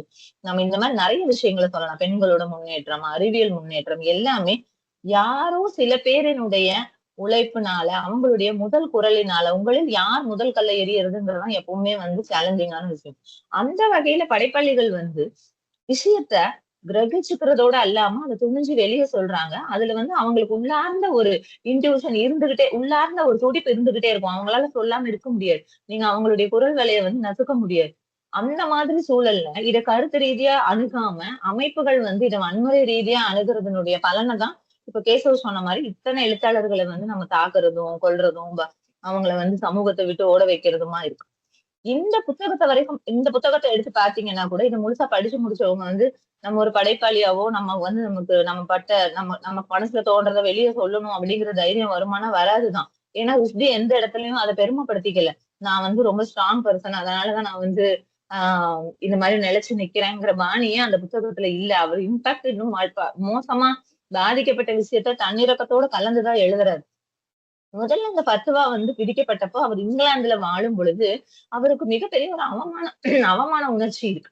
என்ன அப்டின்னா, இந்த மாரி எங்க போனாலும் வந்து அவர வந்து கூட்டத்துல இருந்து அவர் வந்து ஒதுங்குன மாரி தன்னை ஒதுக்கிட்ட மாதிரி அவர் ஃபீல் பண்ணியிருக்காரு. அவர் நெறைய விலகுன மாரி மக்கள்ட்ட இருந்து விலகுன மாதிரி ஃபீல் பண்ணியிருக்காரு. என்னால ஒரு பாதுகாப்பு இல்லாம ஒரு இடத்துக்கு முடியல. ஒரு மாலுக்கு முடியல. மக்கள் எல்லாம் என் காதுபட பேச ஆரம்பிச்சுட்டாங்க. இந்த மாதிரி அ ஆ இவருக்கு நம்மளுடைய வரி பணத்துல இருந்து நம்ம செலவு பண்ணணுமா? இவர் கண்டத எழுதுவாரு. இவருக்கு வந்து பொறுப்பு இல்லாம அவர் வந்து கண்டத எழுதும்பொழுது, நம்ம வந்து இத ஆ என்கரேஜ் பண்ணணுமா? நம்ம வரி பணத்துல வந்து இவருக்கு வந்து ஒரு பாதுகாப்பு குடுக்கணுமான்னு சொல்லி மக்கள் சங்கடப்படுறாங்க. அது எனக்கு ரொம்ப அவமானகரமா இருக்கு அப்படிங்கிறத வந்து குறிப்பிடுறாரு. கட்டாயம் அது இருக்கும். நமக்கு வந்து என்னமோ பிழைத்திருக்கிறதே வந்து ஒரு கருணையின் அடிப்படையிலங்கிறது எந்த சுதந்திர மனப்பான்மை இருக்கக்கூடிய மனிதர்களாலையும் ஏத்துக்க முடியாது.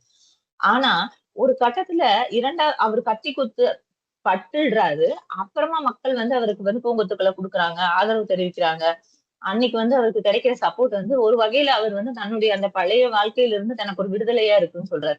அந்த வகையில மட்டும் தான் அந்த கத்தி குத்து வந்து அவருக்கு உதவி இருக்கு. இது வந்து அவரு கிட்டத்தட்ட சமூகத்த வந்து மிக மோசமான ஒரு கேள்விய ரொம்ப டீசென்ட்டா தான் அவர் வச்சிருக்காரு. அதாவது நீங்கலாம் இருக்கிற வரைக்கும் பாராட்ட மாட்டீங்கப்பா.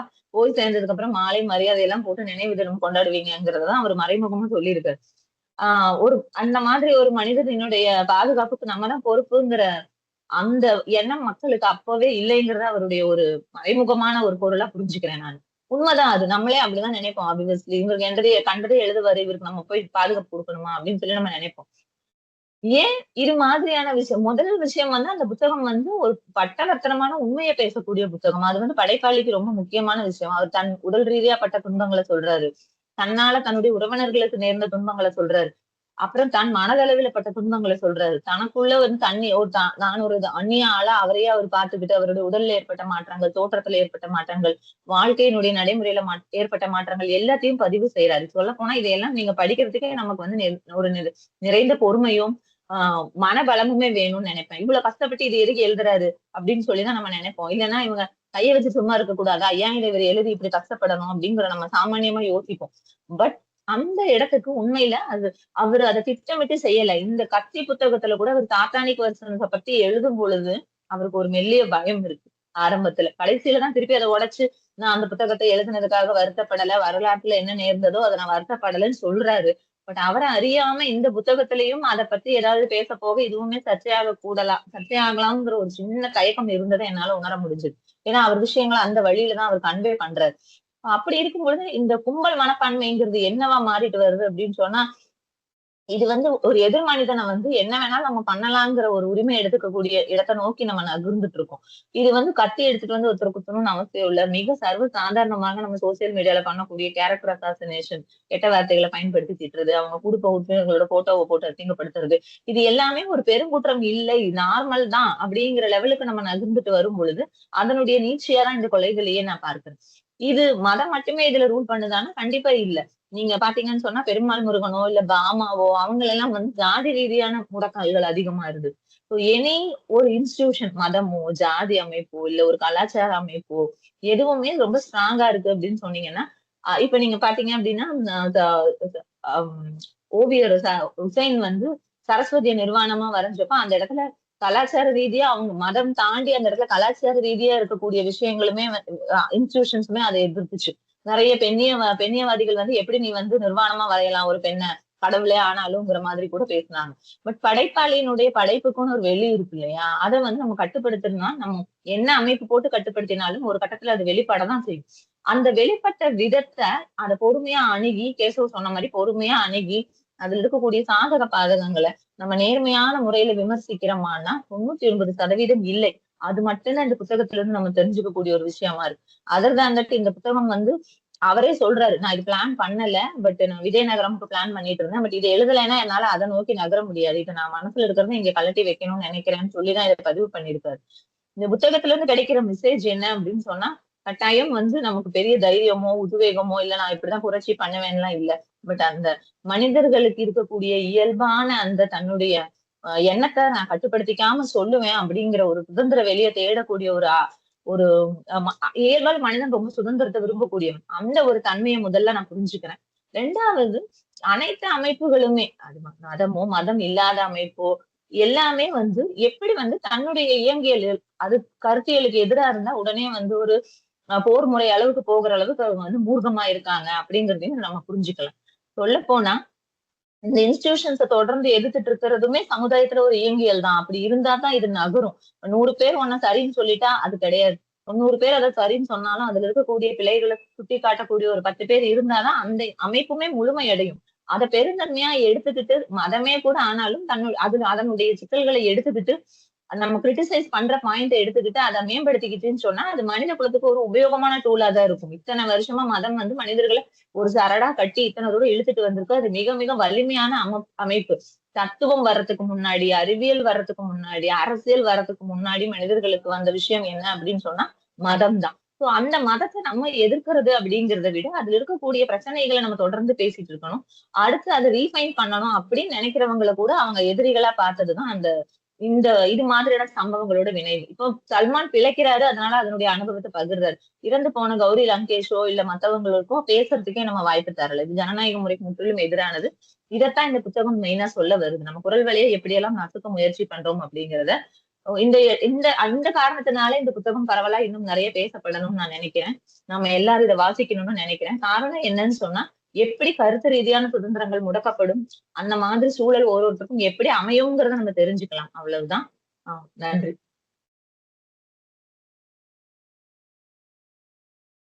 சோபனா, தொடர்ந்து கலந்துரையாடல் நடத்துங்க. நீங்க தான் ஒவ்வொருத்தரையா கூப்பிட்டு பேசணும். கைவசத்தினவங்க கைவசத்தி முன்னால பேசுவாங்க, மற்றபடி சோபனா அழைப்பாங்க. நன்றி சார். ஓகே, நான் பேசிட்டுமாண்ணா? பேசுங்க மேம். ஸ்கிரீன்ல தெரியல யார் கை உயர்த்துனீங்கன்னு. எல்லாருக்கும் வணக்கம்.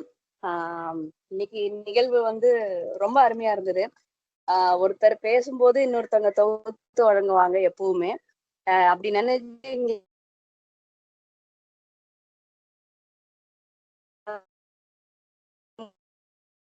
ஆடியோ வரல மேம்.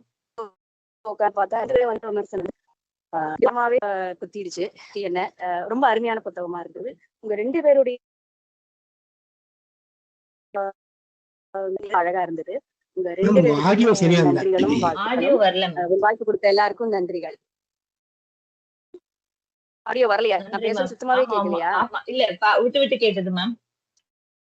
விட்டு விட்டு கேட்டதா? ஓகே, நெட்வொர்க் இல்லையா இருக்கும். இல்ல 2 பேரோட அவங்களோட தொகுப்பு விமர்சனமுமே ரொம்ப அழகா இருந்தது அப்படின்னு சொன்னேன் நானு.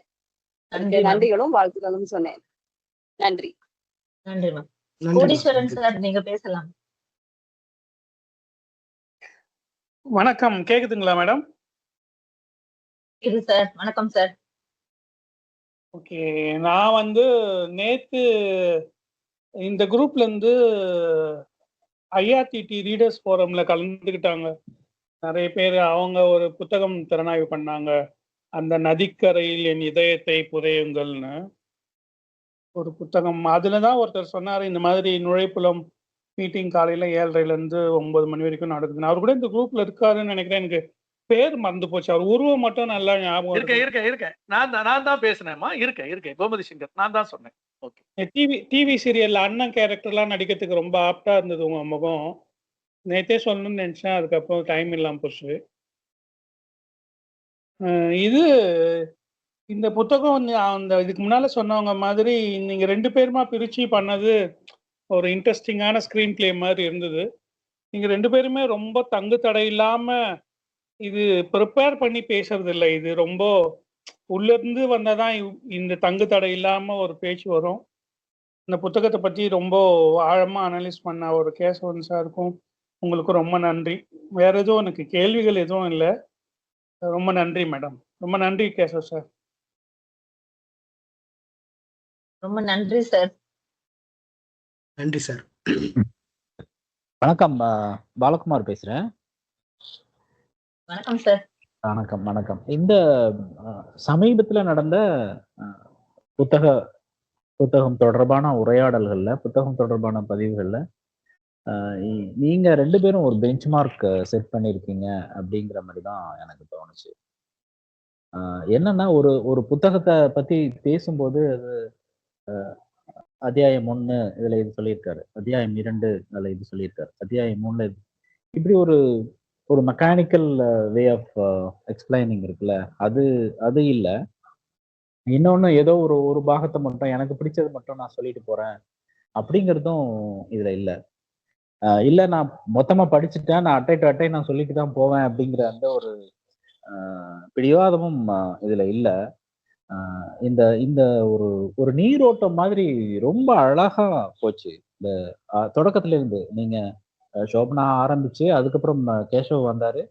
அவருடைய பார்வை, புத்தகம் தொடர்பான பார்வை, அந்த புத்தகத்துக்கு பின்னாடி இருக்கிற செய்திகள், அந்த புத்தகத்துக்கு இணையா இப்போ பாமா பத்தி, மற்ற கதைகள் பத்தி, இன்னும் பிரச்சனைக்குள்ளான கதைகள், தமிழ் சூழல் அது எப்படி இருந்ததுங்கிறத பத்தியான விளக்கமா இருந்தாலும் சரி, இது என்னன்னா ஒரு இந்த இடுக்கு எல்லாம் எந்த இடத்தையுமே மிச்சம் வைக்காம முழுசா ஒரு பயணம் போன மாதிரி இருக்கு. ஒரு உண்மையான ஒரு புத்தகம் இது மாதிரியான ஒரு நிகழ்ச்சி நிச்சயமா அந்த புத்தகத்துக்கு செய்யக்கூடிய ஆகச்சிறந்த ஒரு மரியாதை அப்படின்னு தான் நான் உணர்றேன். சோபனா அவர்களுடைய பேச்சு தங்கு தடை இல்லாம அது பாட்டுக்கு வருது. அந்த தமிழும் நல்லா இருக்கு.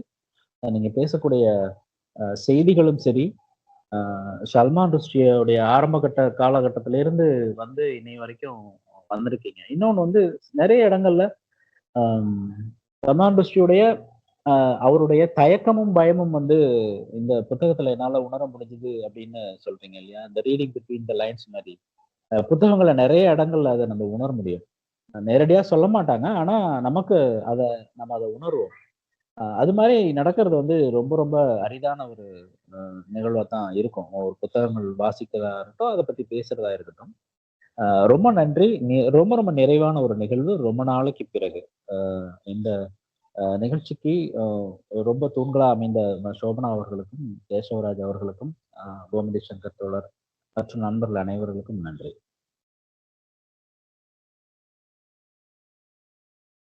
மிக்க நன்றி சார். ரொம்ப உற்சாகமா இருந்தது உண்மையிலேயே. உங்களுடைய இந்த கமெண்ட் எனக்கும் சரி கேசவுக்கும் சரி உண்மையிலேயே ரொம்ப உற்சாகம் தரக்கூடிய ஒரு விஷயமா இருந்தது. ஏன்னா பொதுவா புத்தக விமர்சனங்களை பொறுத்த வரைக்கும் என்னுடைய பார்வை எப்படி இருக்கும்னா, நான் அந்த விமர்சனம்ங்கிற வார்த்தையவே முதல்ல வந்து நான் எடுத்துடுறேன். ஏன்னு சொன்னா கிரிட்டிக்ஸ் ஆர் டோட்டலி டிஃப்ரெண்ட். அதை வந்து அவங்க ஸ்ட்ரக்சரா ஒரு அனாட்டமிக்கலா ஒரு போஸ்ட்மார்ட்டம் பண்ற மாதிரி அந்த படைப்பை அணுகுவாங்க.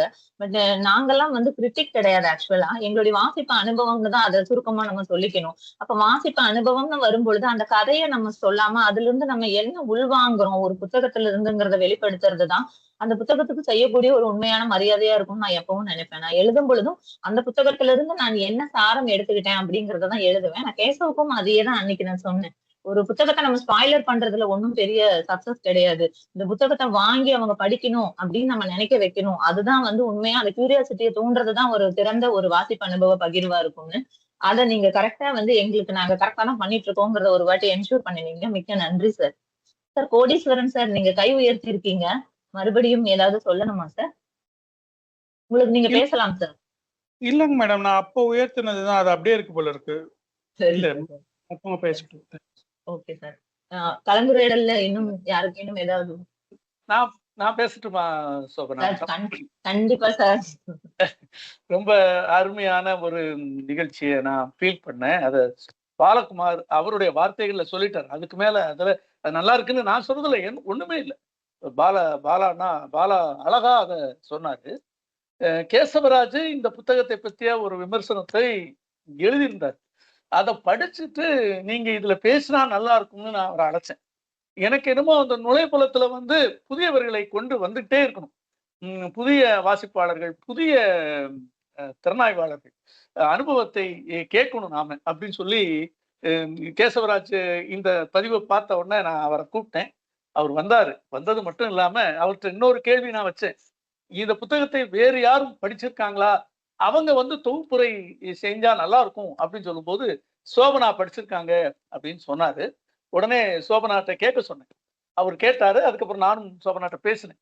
ஆக இன்னைக்கு வந்து இந்த இவங்க 2 பேரும் சொன்னது ஒரு புத்தகத்துக்குள்ள நம்மளை அழைச்சிட்டு போனாங்க, உள்ளுக்குள்ள போனாங்க. அவங்க பேசும்போது புத்தகத்தை பேசுற மாதிரியுமே ஒரு ஃபீலிங் வரல. புத்தகத்துக்கு வெளியே இருந்து பேசுற மாதிரியும் ஒரு ஃபீலிங் வரல. இந்த புத்தகத்தை வாசிச்சுதான் ஆகணுங்கிற ஒரு முடிவுல அவங்க நம்மளை கொண்டு வந்து விட்டுருக்காங்கிறது மட்டும்தான் எனக்கு புரிஞ்சுது. இது வரைக்கும் நம்ம பாத்தீங்கன்னா இப்போ கேசவராஜ் பேசும்போது அந்த புத்தகத்துல உள்ளதை அப்படியே கொண்டு வந்ததுக்கு முன்னகுட்டி ஒரு பீடிகை மாதிரி இந்த புத்தகத்தினுடைய எழுத்தாளருக்கு நிகழ்ந்த சங்கடங்கள் உலகத்துல பல இடங்களுக்கு நடந்திருக்கு அப்படிங்கிறத அந்த சூழலெல்லாம் சொல்லிட்டு நாவலுக்குள்ள போனார். நான் கூட நினைச்சேன் இது சுயசரிதை வகைமையான ஒரு புத்தகம். அதை சொல்லிட்டாரு. அந்த புத்தகம் அந்த தாக்குதல் அவருக்கு என்ன சிந்தனைகளை, எந்த பிரச்சனையை, எந்த வெளியை திறந்தது என்பதை பற்றியான அருமையான ஒரே கேசவராஜ் கொடுத்தாரு. சோபனாவுடைய கலந்துரையாடல் அதனுடைய அப்படியே தொடர்ச்சி. இது வரைக்கும் பாத்தீங்கன்னா நிகழ்ச்சி தொகுத்து வர்றவங்க வந்து அந்த புத்தகத்தை வந்து இவ்வளவு தூரம் சொன்னதாக நான் நுழைப்புலத்துல நான் எங்கேயும் பார்த்ததில்லை. இது ஒரு பெரிய திறப்பு. இப்படி செய்யலாமா, இப்படியான ஒரு திறனாய்வுகள் இருந்தா எவ்வளவு நல்லா இருக்கும் அப்படிங்கிற ஒரு எடுத்துக்காட்டான ஒரு நிகழ்ச்சி இன்னைக்கு. நுழைப்புலம் மிக்க மகிழ்ச்சி கொள்கிறது. உங்க 2 பேருக்கும் நன்றி. வணக்கம். நான் பேசட்டுமா? மிக்க நன்றி சார். சார் கண்டிப்பா சார். நிலாமகன் சார் அதற்கு முன்னாடி கை உயர்த்தினாரு, அவரை பார்த்துடலாம் சார். நிலாமகன் சார். வணக்கம். வணக்கம் மேடம், வாய்ஸ் கிளியரா இருக்குங்களா? வணக்கம் சார். இருக்கேன் சார். ஹலோ சார், வணக்கம். வாய்ஸ் கிளியரா இருக்கு சார், சொல்லுங்க சார். வணக்கம். வணக்கம். அனைவருக்கும் உலக மகளிர் தின வாழ்த்துக்கள். நுழைப்புலம் அருமையான ஒரு நிகழ்வை ஏற்பாடு செஞ்சது. நுழைப்புலத்திற்கு நன்றியும் பாராட்டுகளும். நார்மலாவே ஒரு புத்தகத்தோட வாசிப்பு அனுபவம், திறனாய்வு அப்படின்னு சொல்லும் போது இவ்வளவு நாள் நாங்க கேட்டதை விட இன்னைக்கு வந்து டோட்டலி டிஃப்ரெண்ட்.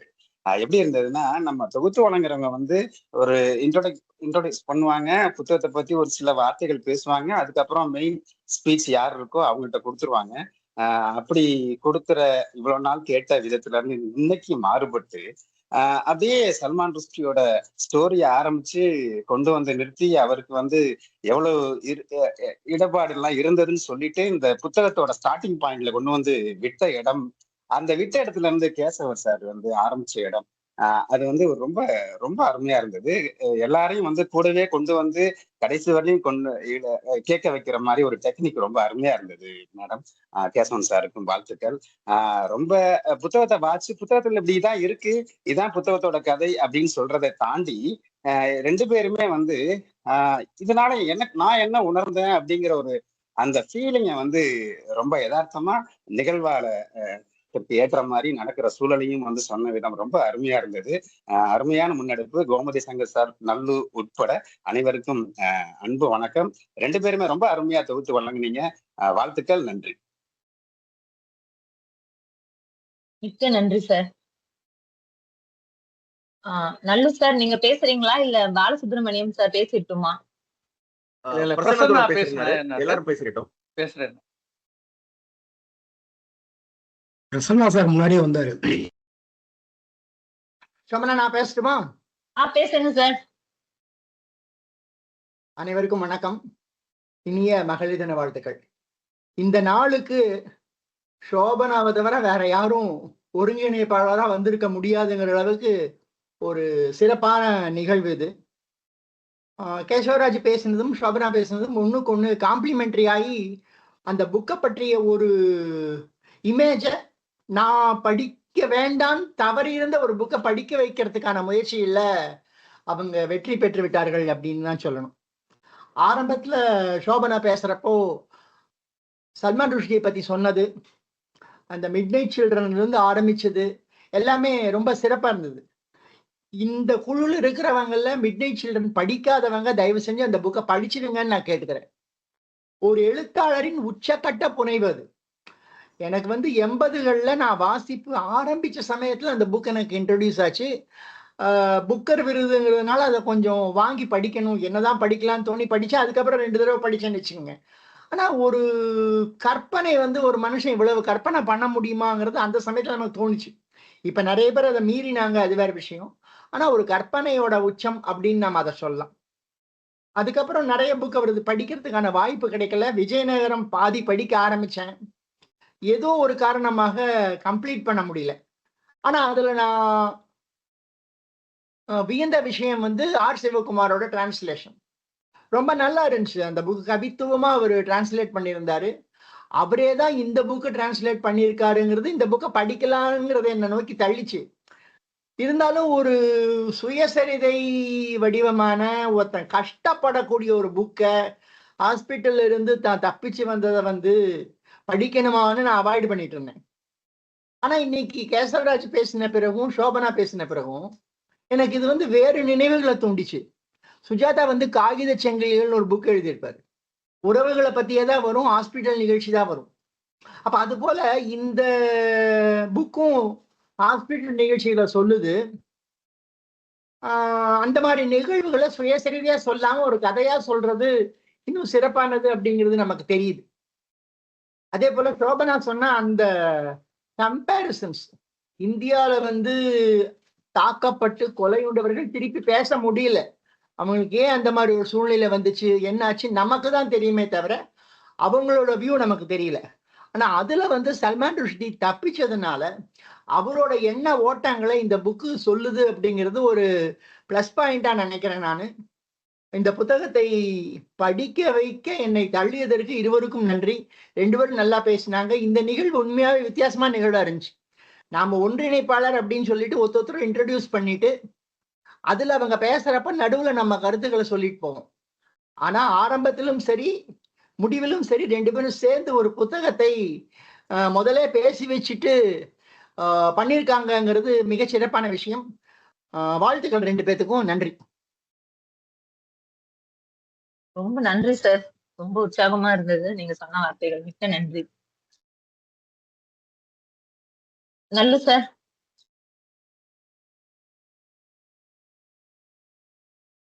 சுப்பிரமணியம் சார். அதுக்கு முன்னாடி பாலசுப்ரமணியன் தோழர் அதான் அவரு காணும்னு நினைக்கிறேன். பாலசுப்ரமணியன் சார் இருக்கீங்களா? வணக்கம். வணக்கம் அனைவருக்கும் வணக்கம். இன்றைக்கு மிக அருமையான ஒரு நிகழ்ச்சி. கேக்குதுங்களாமா? கேக்குதுங்க சார், சொல்லுங்க சார்.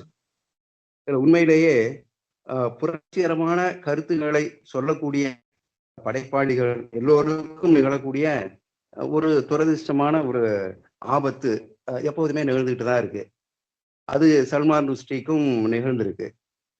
என்ன அப்படின்னா, அவர் கேசவராஜ் சொன்னது போல 30 வினாடிகளுக்குள்ள 15 கத்தி குத்துகள் குத்தியிருக்கான்னா, அந்த வாலிபன் 24 வயது வாலிபன் மனசுல எந்த அளவுக்கு வன்மத்தை இந்த சமுதாயம் தூண்டி இருக்கு அப்படிங்கிறதான். எழுத்தாளர் தூண்டினார்னு நான் சொல்ல மாட்டேன். அதே போல சோபனா மேடம் சொன்னது மாதிரி, ஒரு படைப்பை படித்த பிறகு நம்ம அதை பற்றிய ஒரு முடிவுக்கு வரலாமே தவிர, படிக்கிறதுக்கு முன்னாடியே இவர் இப்படித்தான் அப்படிங்கிற ஒரு முடிவுக்கு அந்த இளைஞன் வந்திருக்கான். ஏன்னா அவன் வந்து யூடியூப்ல சொன்ன ஒரு பேச்சை பார்த்துதான் இந்த செயலை செய்தான் என்று சொன்னாங்க. இப்போ எந்த அளவுக்கு ஒரு பற்று வேணும், ஆனா அதே சமயம் வெறி கூடாது. ஆனா இந்த இளைஞருக்கு வெறி தான் அதிகமா இருந்திருக்கு. உண்மையிலே இந்த நிகழ்ச்சி மிக சிறப்பா அமைஞ்சுது. சல்மான் ருஷ்டிக்கு இருந்த துணிச்சலை விட இந்த இருவருக்குமே மிக அதிகமான துணிச்சல். யாரு? சோபனா மேடத்துக்கும் கேசவராஜுக்கும். ஏன்னா அந்த கருத்துக்களை அப்படியே எந்த விதமான தயக்கமும் இல்லாமல் அதை உள்ளதை உள்ளபடியே சொன்ன அந்த சிறப்பு உண்மையிலே பாராட்டுதலுக்குரியது. அதே போல கேசவராஜ் அவர்கள் சொல்லும்போது மொழிபெயர்ப்பு திறன் பற்றி சொன்னார். கச்சாமுச்சான்னு இல்லாம மிக திறமையான ஒரு மொழிபெயர்ப்பு அப்படிங்கிற மாதிரி அந்த கச்சாமுச்சாங்கிற வார்த்தையை அவர் போட்டார். ஏன்னா பல மொழிபெயர்ப்புகள் அப்படிதான் இருக்கு. நான் அதை சொல்லும் போது எனக்கு 2 மொழிபெயர்ப்பாளருடைய மிக சிறப்பான மொழிபெயர்ப்பு எனக்கு நினைவுக்கு வந்தது. ஒன்று நாகலட்சுமி சண்முகம் அம்மையார், அந்த அம்மா, அவங்களுடைய மொழிபெயர்ப்பு சிறப்பா இருக்கும். அதே போல இந்த மலையாள நாவல், கன்னட நாவல், தெலுங்கு நாவல்லாம் மொழிபெயர்ப்பார் சுரா என்று சொல்லக்கூடிய ஒரு மொழிபெயர்ப்பாளர். இந்த 2 பேருடைய மொழிபெயர்ப்புகளை நான் ரொம்ப ரசிப்பேன். இப்போ கேசவராஜ் அவர்கள் சொன்னதுக்கு அப்புறம் பேராசிரியர் சிவகுமார் அவருடைய நூல்களை எல்லாம் படிக்கணும் போல தோணுது. இந்த நூல் எங்க வெளியிடப்பட்டது அப்படிங்கிறத சொல்லுங்க, அதை வாங்கி படிப்போம் எல்லோரும். நன்றி நன்றி. சிறப்பான நிகழ்ச்சி. மகளிர் தின வாழ்த்துக்கள். மகளிர் தின வாழ்த்துக்கள் அந்த நாள்ல சோபனா மேடம் இதை தொகுத்து வழங்கியது மிக சிறப்புக்கு உரிய ஒரு செயல். நன்றி நன்றி நன்றிங்க மேம். மிக்க நன்றி சார். புத்தகம் வந்து காலச்சுவடு பதிப்பகம் சார். காலச்சுவட்டுல தான் வந்து வெளியிட்டு இருக்காங்க. ரவி சார், நீங்க பேசலாம். தேங்க்யூ. நல்லு வந்து முத்தாய்ப்பா பேசுவாரு. அதுக்கு முன்னாடி நான் ஆமா, ரெண்டு மூணு அதனாலதான் வார்த்தைகள் தான். நானும் பாலகுமார் பேசினார் கேட்டேன். கீழே டிட்டோ அப்படின்னு போட்டுடலாம். என்னுடைய பேச்சு கிட்டத்தட்ட அதுதான். கேசவராஜ் சிவகுமாருடைய மொழிபெயர்ப்பை பற்றி ரொம்ப புகழ்ந்து பேசினார். ஒரு மொழிபெயர்ப்பாளருங்கிற முறையில் அவர் சொன்ன அந்த சொற்கள் எனக்கு ரொம்ப மகிழ்ச்சியை தரக்கூடிய விஷயமா இருக்கு. ஏன்னா மொழிபெயர்ப்பாளர்களை யாரும் ரொம்ப சிலாகிச்சோ புகழ்ந்தோ யாரும் பேசுறதே கிடையாது. ஒரு கடந்து அப்படியே போயிடுவாங்க. சிவகுமார் எனக்கு வண்ணதாசன் மூலமா எனக்கு அறிமுகம். என்னுடைய மொழிபெயர்ப்புகள் ஓரிரண்டு மொழிபெயர்ப்புகளுக்கு அவற்றை நான் வந்து ஆலோசனை கேட்டிருக்கேன். ரொம்ப உதவி இருக்காரு. ரொம்ப நல்ல மொழிபெயர்ப்பாளர், சீனியர்.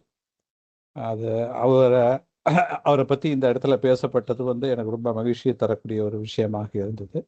அதேபோல் சோபனாவும் கேசவராஜும் அந்த புத்தகத்தை அப்படியே உள்ளார குறுக்க பூந்து ஒரு போஸ்ட்மார்ட்டம் மாரி எல்லாம் பண்ணாமல் பரவலாக பேசி அந்த புத்தகம் என்ன சொல்ல வருது அப்படிங்கிறத வந்து ரொம்ப அழகாக சொன்னாங்க.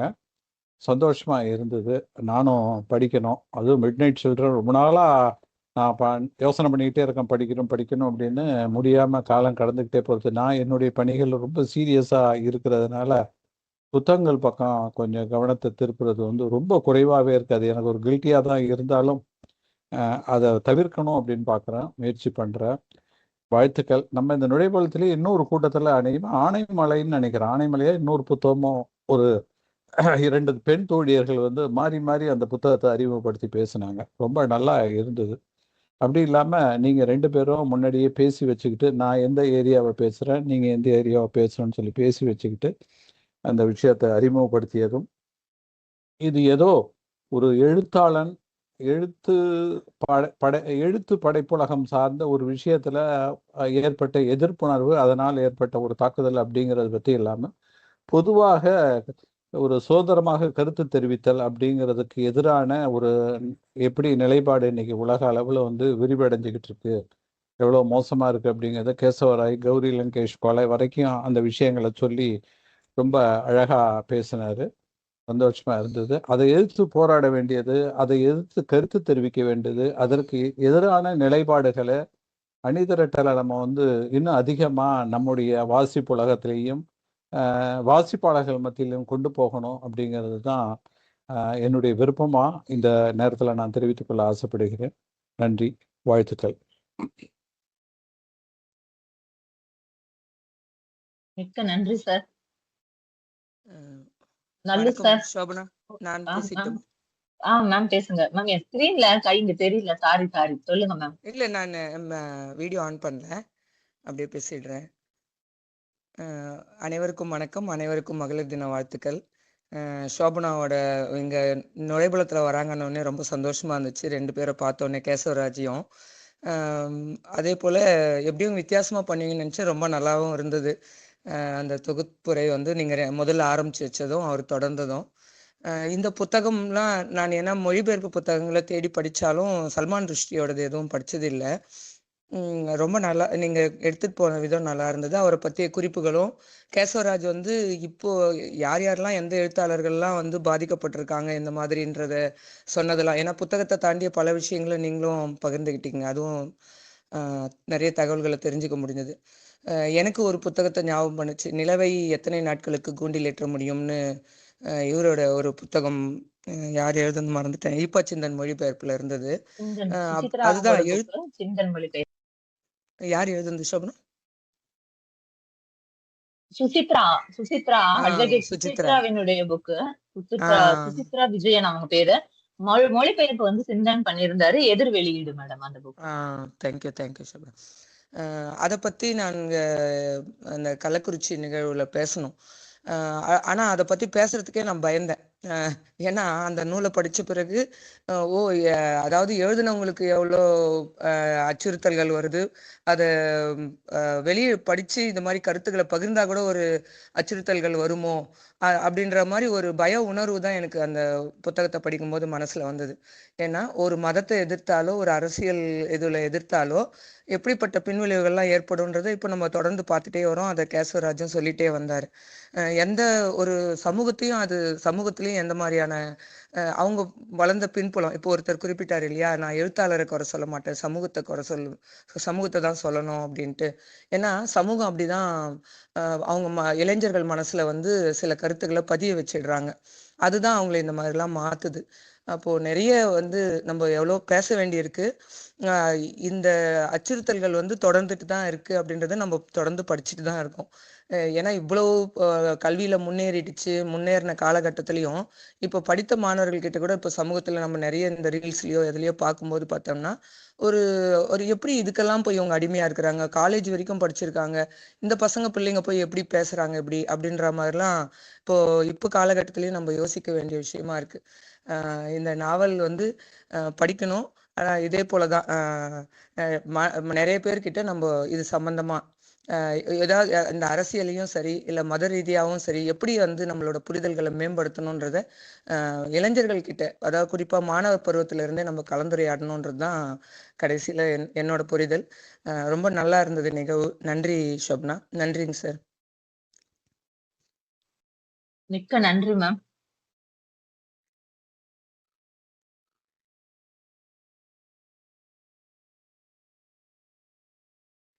கேசவ் சொல்லுங்க கேசவ். இதுதான் என்னுடைய முதல் இலக்கிய கலந்துரையாடல் நான் கலந்துக்கிறது. இதுக்கு முன்னாடி நம்ம யூடியூப் சேனலுக்கு பேசியிருந்தாலும் சரி, மோஸ்ட்லி ஃபேஸ்புக் போஸ்ட் அந்த மாதிரி தான் எழுதிட்டு இருப்பேன். இதுதான் முதலாக நான் இலக்கிய கலந்துரையாடலில் பேசுறது. இதில் நான் ஏதாவது சின்னதாக மிஸ்டேக் பண்ணியிருந்தாலோ, ஸோ எதுலையாவது எங்கேயாவது இடத்துல ஃப்ளோ கொஞ்சம் டிஸ்டர்ப் ஆகிருந்தாலோ சபையோரை நான் மன்னிக்கணும். இவ்வளோ நல்லா இருக்கும். நீங்க எல்லாம் பேசுனதை கேட்டா எனக்கு ரொம்ப மகிழ்ச்சியாகவும் ஒரு உற்சாகமாகவும் இருக்கு. இந்த வாய்ப்பை கொடுத்த நுழைபுலம் இலக்கிய அமைப்புக்கு என்னுடைய நன்றி. இதே மாதிரி பிரசன்னா சார், கோவை சங்கர் சார், நல்லு அண்ணன் எல்லாருக்கும் என்னுடைய நன்றிகளை தெரிவிச்சுக்கிறேன். ரொம்ப மகிழ்ச்சியா இருக்கு. நன்றி.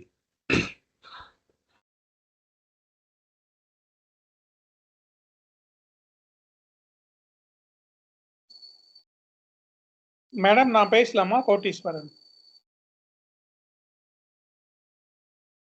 பேசுங்க தோழர், பேசுங்க. ஆமா, ஒரு 2 சின்ன சின்ன விஷயம் சொல்றதுக்கு இருக்கு. அதுக்கு முன்னால இப்ப கேசவ் சார் சொன்னாரு இதுதான் முதல் யூடியூப் மீட்டிங் கலந்துரையாடல்னு. அது உண்மையிலேயே பெரிய ஆச்சரியமா தான் இருக்கு. நான் ஏதோ தன்னடக்கத்துல நான் ஏதாவது தப்பு பண்ணியிருந்தா இது பண்ணுங்கன்னு சொன்னாரு. ஆனா ரொம்ப ஃப்ளோவா பேசுனதே எனக்கு ரொம்ப ஆச்சரியமா இருந்தது. இது முதல் முறைன்னு சொல்றது நம்ப முடியல. அதனால அவர் நிறைய இந்த மாதிரி பண்ணலாம்.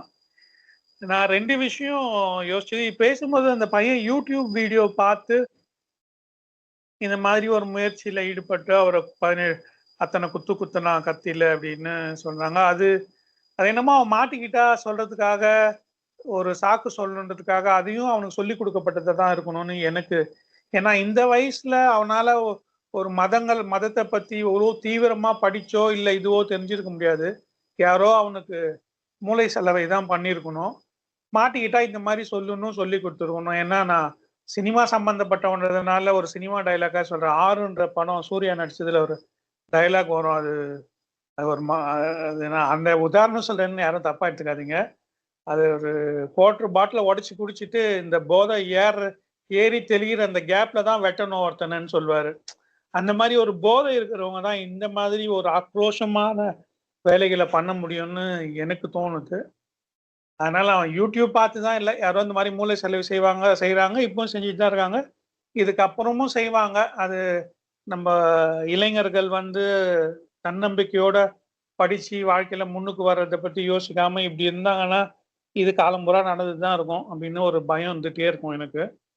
2வது இந்த மொழிபெயர்ப்பு, நேற்று திறனாய்வில் ஒருத்தர் சொன்னார் இதுதான் 2வது நாவல் மொழிபெயர்ப்பு.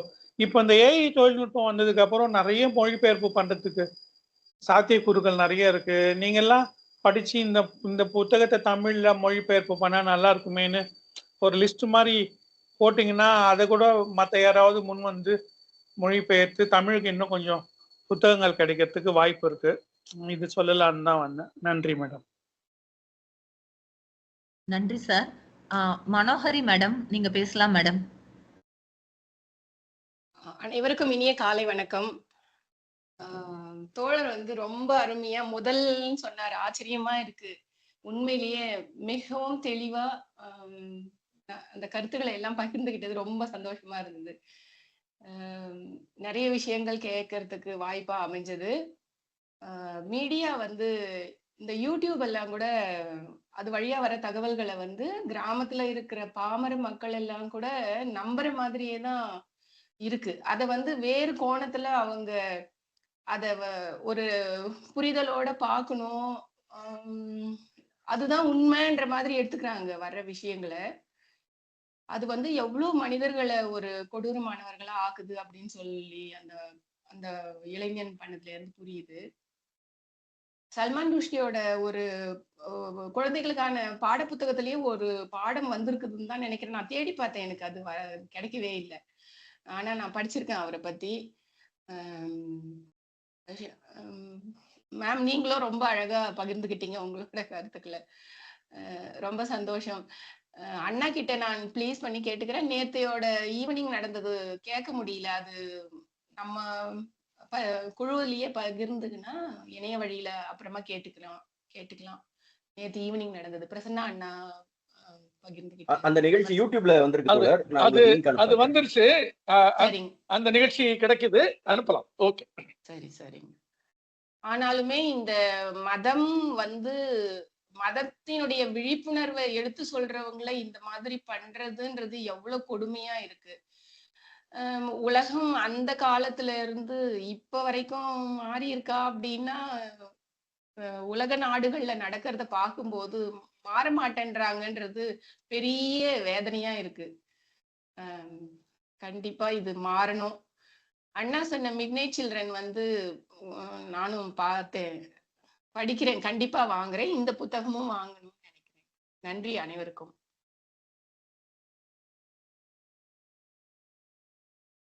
நன்றி மேடம். கேசவ், நீங்க கை உயர்த்திருக்கீங்க, பேச விரும்புறீங்களா? ஒரே ஒரு பாயிண்ட் மட்டும் ஆட் பண்ணிக்க விரும்புறேன். கோட்டீஸ்வரன் சார் சொன்னாரு யூடியூப் பார்த்து அந்த பையன் பண்ணியிருப்பானா அப்படின்ற ஒரு கேள்வி வருது அப்படின்ற மாதிரி. விஷயம் என்னன்னா, இன்னைக்கு இருக்கக்கூடிய சோஷியல் மீடியா யுகத்துல இந்த இன்ஃப்ளூயன்சர்ஸ் அண்ட் தென் அந்த சோஷியல் மீடியா அல்காரிதம்ஸ் உடைய பங்கு வந்து ரொம்பவுமே நிறைய இருக்கு அப்படின்னு நான் நினைக்கிறேன். அதனாலதான் அவங்க பேர் influencers. They are going to influence someone's life. ஒருத்தருடைய வாழ்க்கையில அவங்களுடைய தாக்கத்தை ஏற்படுத்த போறாங்க அப்படின்றது தான் அதோடைய கான்செப்டே. உதாரணத்துக்கு சமீபத்தில் நடந்த ரோஹிங்கியா முஸ்லிம்களுடைய படுகொலை வந்து ஆரம்ப புள்ளி வந்து ஃபேஸ்புக்குடைய பதிவுகள்ல இருந்து தான். ஸோ ஒரு ஜோன்ல ஒரு நாட்டில் எந்த மாதிரியான பதிவுகள், அதாவது நீங்க பாசிட்டிவான விஷயம் 1000 பேர் பேசிக்கிட்டு இருப்பான், ஆனா அந்த பாசிட்டிவான விஷயத்தை விட்டு எந்த ஒரு நெகட்டிவான ஒரு த்ரெட் ஆரம்பிக்குது அப்படின்னும் போது சோஷியல் மீடியாஸோடைய அல்காரிதம் வந்து அதை வந்து பாப்புலரைஸ் பண்ண ஆரம்பிக்கும். ஸோ இந்த நெகட்டிவிட்டி அப்படின்ற ஒரு பேஸ்ல இருந்து தான் வந்து சோஷியல் மீடியா வந்து டிரைவ் ஆகுது. ஸோ இப்போ கூட நம்மளுக்கு நிறைய விஷயங்கள் என்ன சொல்றது, சயின்ஸ் சம்பந்தமா, நம்ம எஜுகேஷன் சம்பந்தமா, நம்மளுடைய புத்தகம் சம்பந்தமாவே நம்ம வீடியோ போடுறோம் அப்படின்னா கூட அதோடைய ரீச் வந்து எந்த அளவுக்கு கம்மியா இருக்குன்னு சொல்லி நம்மளுக்கு நல்லா தெரியும். இதே வந்து ஒரு உச்ச நடிகரை பத்தி, அவருடைய தனிப்பட்ட வாழ்க்கையை பத்தி, இல்ல வேற ஏதாவது ஒரு சம்பவத்தை பத்தி, ஒரு சில்லறைத்தனமான ஒரு விஷயத்தை பத்தி பேசும்போதோ, இல்ல ஒரு நெகட்டிவிட்டியை பேசும்போதோ அது வந்து ஒரு டாப்பான ஒரு ஃபீடுக்கு கொண்டு போய் கொடுத்துருது. ஸோ அப்படி இருக்கும்போது சோஷியல் மீடியா வந்து இன்னைக்கு இருக்கக்கூடிய லைஃப் ஸ்டைல்ல ரொம்பவுமே ஒரு மிகப்பெரிய தாக்கத்தை ஏற்படுத்துதுன்னு நான் நினைக்கிறேன். அந்த ஒரு தாக்கத்துல இருந்துதான் வந்து அந்த பையன், ஏன்னா அவரு வந்து செத்து போயிட்டாரு. அந்த கொமானி வந்து இறந்துட்டார் 1989லயே. அந்த ஃபத்வா விதிக்கப்பட்ட அந்த ஒரு 2 மாதங்கள்ல அவர் இறந்துடுறாரு உடல்நிலை காரணத்தினால. ஸோ அந்த ஃபத்வா வந்து அப்படியே இருக்குது, நிறைய பேர் மறந்தும் கூட போயிருப்பாங்க. ஆனா அந்த பையனுக்கு வந்து அந்த ஒரு ஸ்பார்க் வந்து இந்த ஒரு யூடியூப் வீடியோல இருந்து கிடைச்சிருக்கு அப்படின்னு தான் வந்து எழுத்தாளரும் சொல்றாரு. நானும் அதை வந்து நம்புறேன். இதுதான் நான் சொல்ல விரும்பினது. நன்றி கேசவ். நல்லு சார், நீங்க பேசிடலாம்னு நினைக்கிறேன். அனைவரும் வேற யாரும் சுகுணா தோழர் இருந்தாங்க. முத்து விஜயன் ஒரு தோழர் இருக்காரு. கை உயர்த்தலையே கை இருக்காங்க. வேற யாரும் பேசுறீங்களா தோழர்? இல்ல சார், நான் நிகழ்ச்சி பார்த்தா ரொம்ப அருமையா இருந்துச்சு. நல்ல ஸ்ட்ரக்சர்டான ஒரு ப்ரெசன்டேஷன் மாதிரி இருந்துச்சு. புக்கு கண்டிப்பா படிக்கணும். தேங்க்ஸ். நன்றி தோழர், நன்றி. பாலசுப்ரமணியன் தோழர் மறுபடியும் கை வச்சிருக்காரு. தோழர் நீங்க பேசிடலாம் தோழர். ஒரே ஒரு செய்தி மட்டும் சொல்ல ஆசைப்படுறேன். ஒரு கோட்டீஸ்வரன் சார் சொன்னாரு, அதாவது ஏஐ மூலமா மொழிபெயர்ப்பு இப்போ நவீன காலத்துல பெருகுதுன்ட்டு. சமீப காலமா பார்க்குறோம், ஏஐ மூலமா தான் அந்த கொமேனி அப்படிங்கிறவர் கொல்லப்பட்டாருங்கிற அதிர்ச்சியான தகவல்லாம் யூடியூப்ல வருது.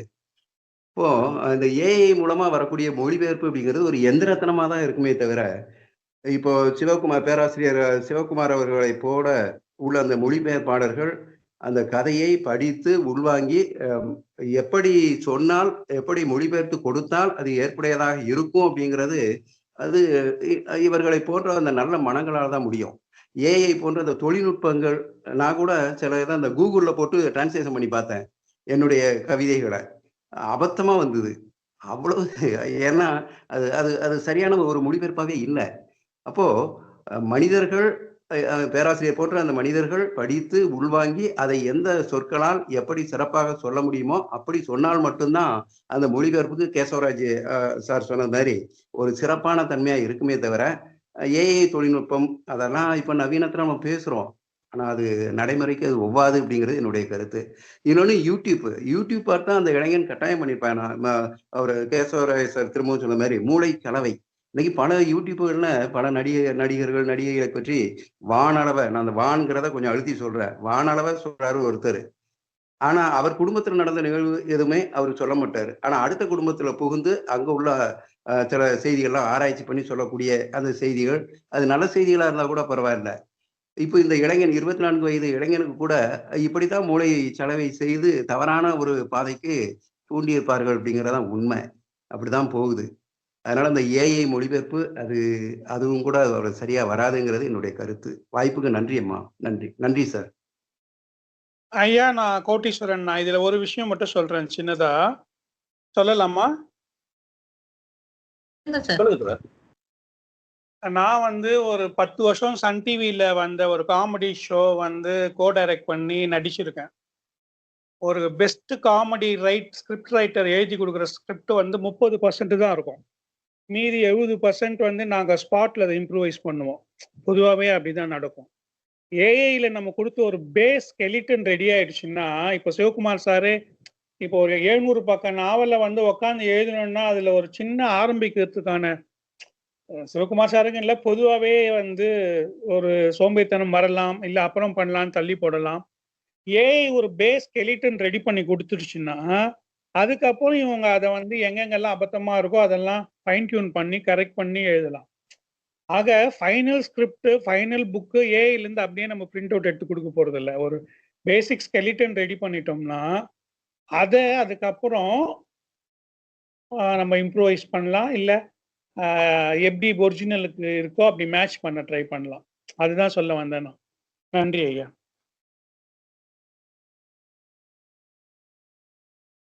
நன்றி தோழர். வேற யாரும் பேசுறீங்களா? கேஎல்னு ஒரு தோழர் இருக்காங்க. நான் தான் கனகலட்சுமி தோழர். ஓகே, பேசுங்க தோழர். இதான் முதல் முறையா நான் இந்த நிகழ்வுல கலந்துக்கிறேன். நான் எல்லாரையும் கேட்டுட்டு இருந்தேன். பாலா சார் முன்னாடியே எல்லாத்தையும் சொல்லிட்டாரு. ரவி சாரும் சொன்னாரு நான் டிக்டோன்னு சொல்லிட்டா போதும்னு. எனக்கு கூட அப்படிதான் தோணுச்சு. ரொம்ப அழகா சொல்லியிருந்தீங்க. முதல் முறைங்கிறதுனால நான் இன்னும் நீங்க பேசுறது எல்லாம் கேட்கணும்னு ஆர்வமா இருக்கேங்க ஐயா. நன்றி தோழர், நன்றிங்க. சுகுணா தோழர், நீங்க ஏதாவது சொல்ல விரும்புறீங்களா? சுகாஷினி தோழர்.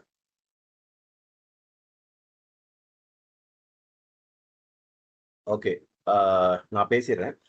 ஷோபனா, ப்ளீஸ் ஸ்விட்ச் on your game.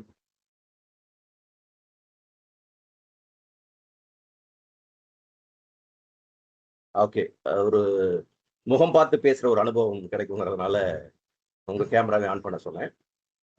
First of all, இந்த டிட்டோ இன்னைக்கு நிறைய டிட்டோ வந்திருக்கு. இந்த எல்லா டிட்டோக்கும் கீழே என்னோட டிட்டோவையும் போட்டுக்கலாம். அவ்வளவு பேர் சொன்னதுக்கு கீழேயும் நிகழ்ச்சி தொடர்பாக நிகழ்ச்சியை வந்து கேசவராஜனுடைய ஸ்பீச்சு, சோபனாவுடைய கோஆர்டினேஷன், இதை தொடர்பா இதை தாண்டி சில விஷயங்கள்லாம் நான் சொல்லணும்னு நினைக்கிறேன். அத்தனைக்கும் வந்து டிட்டோ ரொம்ப சிறப்பான நிகழ்ச்சிங்கிறதுல யாருக்கும் எந்த சந்தேகம் இருக்காது. மிக முக்கியமா கலந்துரையாடல்ல 9 மணி ஆயிடுச்சு, 9 மணி கடந்துட்டோம். இருந்தாலும் இவ்வளவு பேர் வந்து தொடர்ந்து கலந்துரையாடல பங்கேற்றுட்டே இருக்குங்கிறது ரொம்ப முக்கியமான ஒரு விஷயம். அது அந்த வகையில வந்து இது எவ்வளவு சிறப்பான நிகழ்ச்சிங்கிறதுக்கு அதுவே ஒரு பெரிய எக்ஸாம்பிள் நினைக்கிறேன். அதை தாண்டி வந்து நான் சொல்ல விரும்புறது, சோபனா இந்த நிகழ்ச்சி குறித்து கோமதி சங்கர் தோழர் எனக்கு எல்லா டீட்டெயில்ஸும் ஷேர் பண்ணார். போஸ்டர் ரெடி பண்றதுக்காக ஷேர் பண்ணும்போது எல்லா டீட்டெயில்ஸும் உங்களுக்கு அனுப்பிட்டு நீங்க போஸ்டர் ரெடி பண்ணலாம்னு வந்து வாட்ஸ்அப்ல அனுப்பிச்சிருந்தாரு. எடுத்து பார்த்தேன், ஒருங்கிணைப்பு சோபனா நாராயணன் இருந்தது. எனக்கு பெரிய ஆச்சரியம். அதுக்கப்புறம் நான் எப்பவுமே எனது போட்டோஸ் வந்து டவுன்லோட் பண்ண மேனுவலா தான் டவுன்லோட் பண்ணுவேன், ஆட்டோ டவுன்ல வச்சிருக்க மாட்டேன். சரி, கன்ஃபார்ம் பண்ணிக்கணுமேன்னு சொல்லி போட்டோ டவுன்லோட் பண்ணி பார்த்தா அவங்க போட்டோ எனக்கு ரொம்ப சர்ப்ரைஸா இருந்தது. அப்பவே வந்து கோமதி சங்கர் தோழருக்கு வாவ்னு போட்டுட்டு நான் அடுத்ததா கேட்டது, ஒரு அருமையான பேச்சாளர், அவங்களை வந்து நிகழ்ச்சியை ஒருங்கிணைப்பு கொண்டு வந்துட்டீங்களே தோழர் அப்படின்னு தான் நான் கேட்டிருந்தேன். நான் அப்புறம் தான் வந்து அவர் சொன்னாரு, இல்ல கேசவராஜிட்ட பேசினேன், கத்தி வந்து யார் வாசிச்சிருக்காங்கன்னு தெரிஞ்சுட்டு நம்ம அதுக்கேற்ற மாதிரி வந்து கேட்டப்போ அவங்க சொன்னாங்க அப்படின்னு சொல்லி. ஏன்னா ஆல்ரெடி வந்து சிற்றுளியில சோபனா வந்து கட்டுரை எழுதியிருக்காங்க. அவங்க தொடர்ந்து சேப்பியன் சங்கம் சேனல்ல அவங்க பேசுற வீடியோக்கள்லாம் பார்த்திருக்கேன். அவங்க ஈவன் பாலாத்தோட ரொம்ப அற்புதமா குறிப்பிட்டார் அவங்க சோபனாவுடைய ஃப்ளோ குறித்தெல்லாம். நான் நிறைய அவங்க பேசுற வீடியோஸ் பார்த்திருக்கேன். இதெல்லாம் தாண்டி ரொம்ப முக்கியமா என்னன்னா, நிறைய விஷயங்கள் நீங்க வந்து நம்ம தாய் வழி சமூகம் இன்னைக்கு மகளிர் நாள் எல்லாருக்கும் ஒரு வாழ்த்தையும் வந்து நான் முன்னாடியே சொல்லியிருந்தேன், மறுபடியும் ஒரு முறை வாழ்த்துக்களையும் சொல்லிடுறேன். இந்த ஸ்பெசிபிக்கான நேரத்துல இந்த மகளிர் தினம் எப்படி ரொம்ப சிறப்பா இருக்கு அப்படிங்கிறதுக்கு ஒரு சின்ன எக்ஸாம்பிள் நான் சொல்லணும். அந்த விஷயம்தான் சோபனா வந்து மற்ற ஒரு எப்படி ஒரு தனித்துவமான இடத்துல இருக்காங்க அப்படிங்கிறதையும் காட்டுறது. அவங்க என்னை போலவே இங்க இருக்கக்கூடிய பெரும்பாலான தோழர்களைப் போல அவங்களும் வந்து ஒரு இறை மறுப்பாளர்.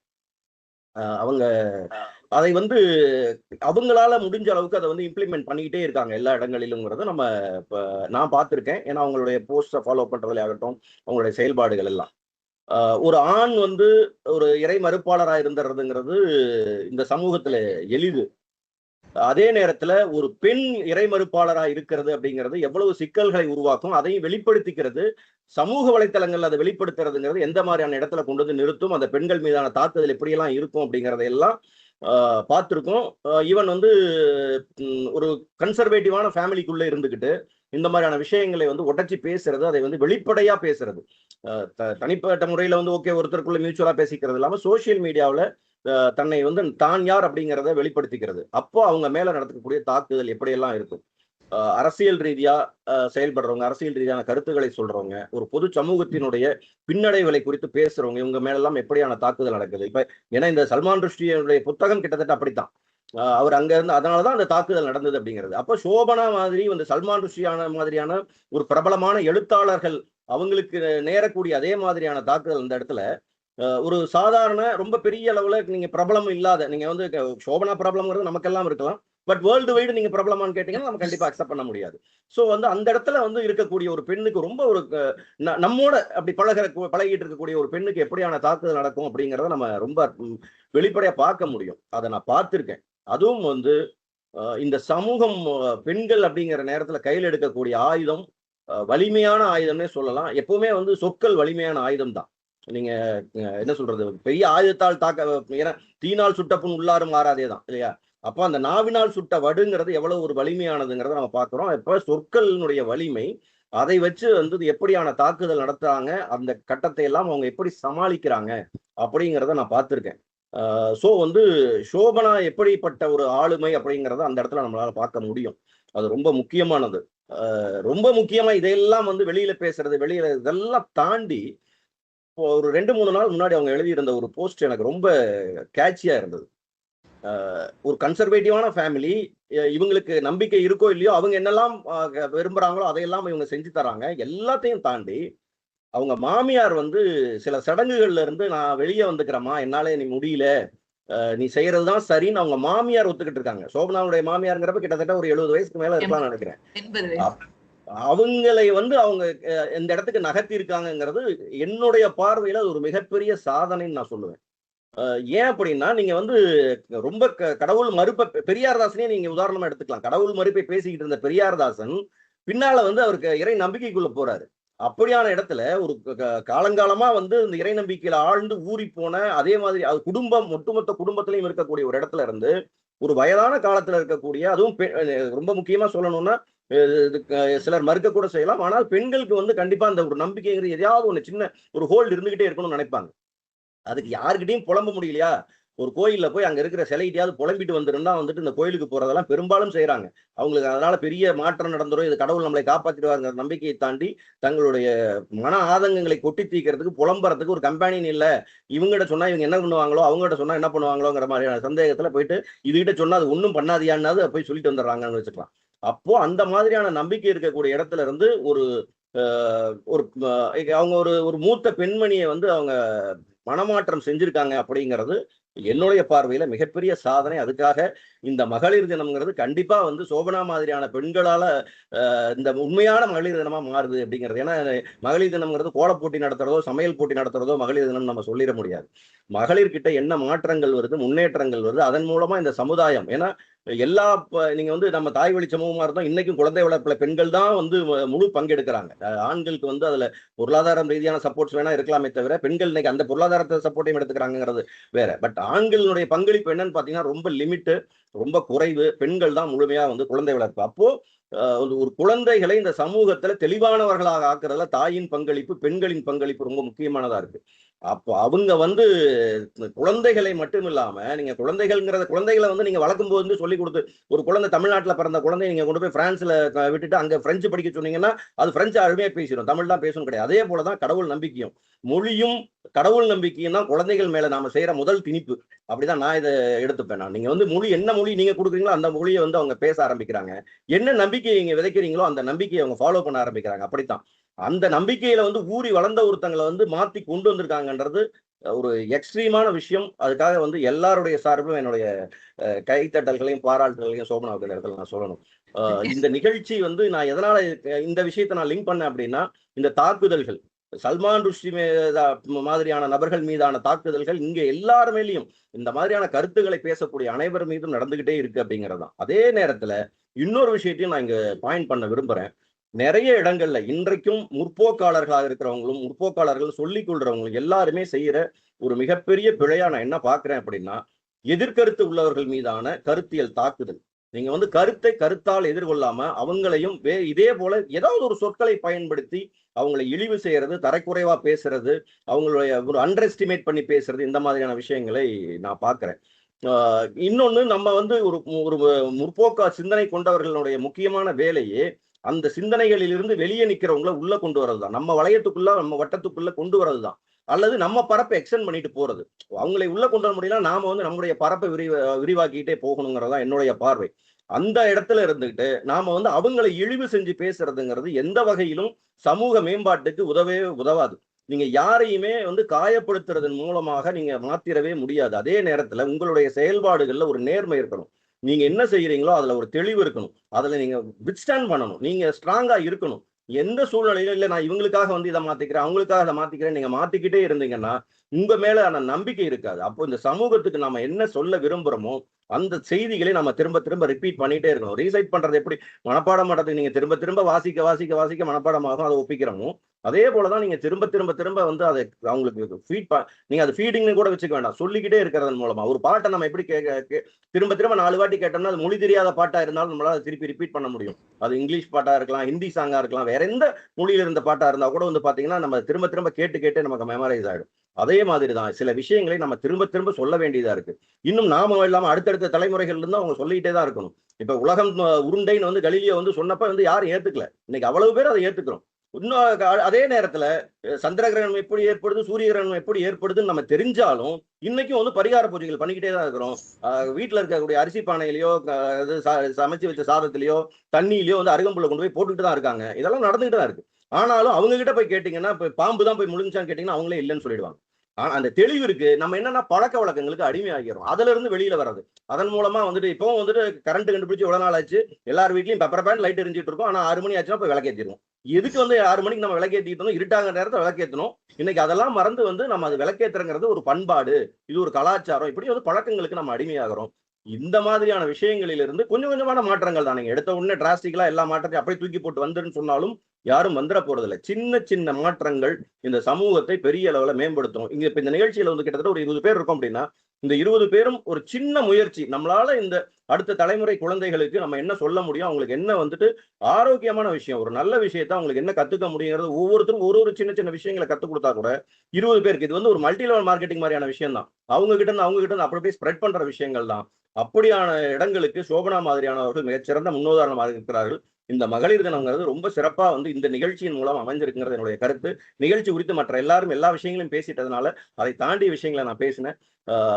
எல்லோருக்கும் என்னுடைய அன்பும் நன்றியும். இந்த நிகழ்ச்சி இவ்வளவு சிறப்பா அமைஞ்சதுக்கு நீங்க எல்லாரும் வருகை இருந்து அவ்வளவு பேரும் கருத்து சொன்னதெல்லாம் ரொம்ப மகிழ்ச்சியா இருக்கு. எல்லோருக்கும் என்னுடைய மனமார்ந்த அன்பும் நன்றியும். சோபனாவிற்கும் கேசவராஜுக்கும் என்னுடைய சிறப்பு வாழ்த்துகளும் நன்றியும்.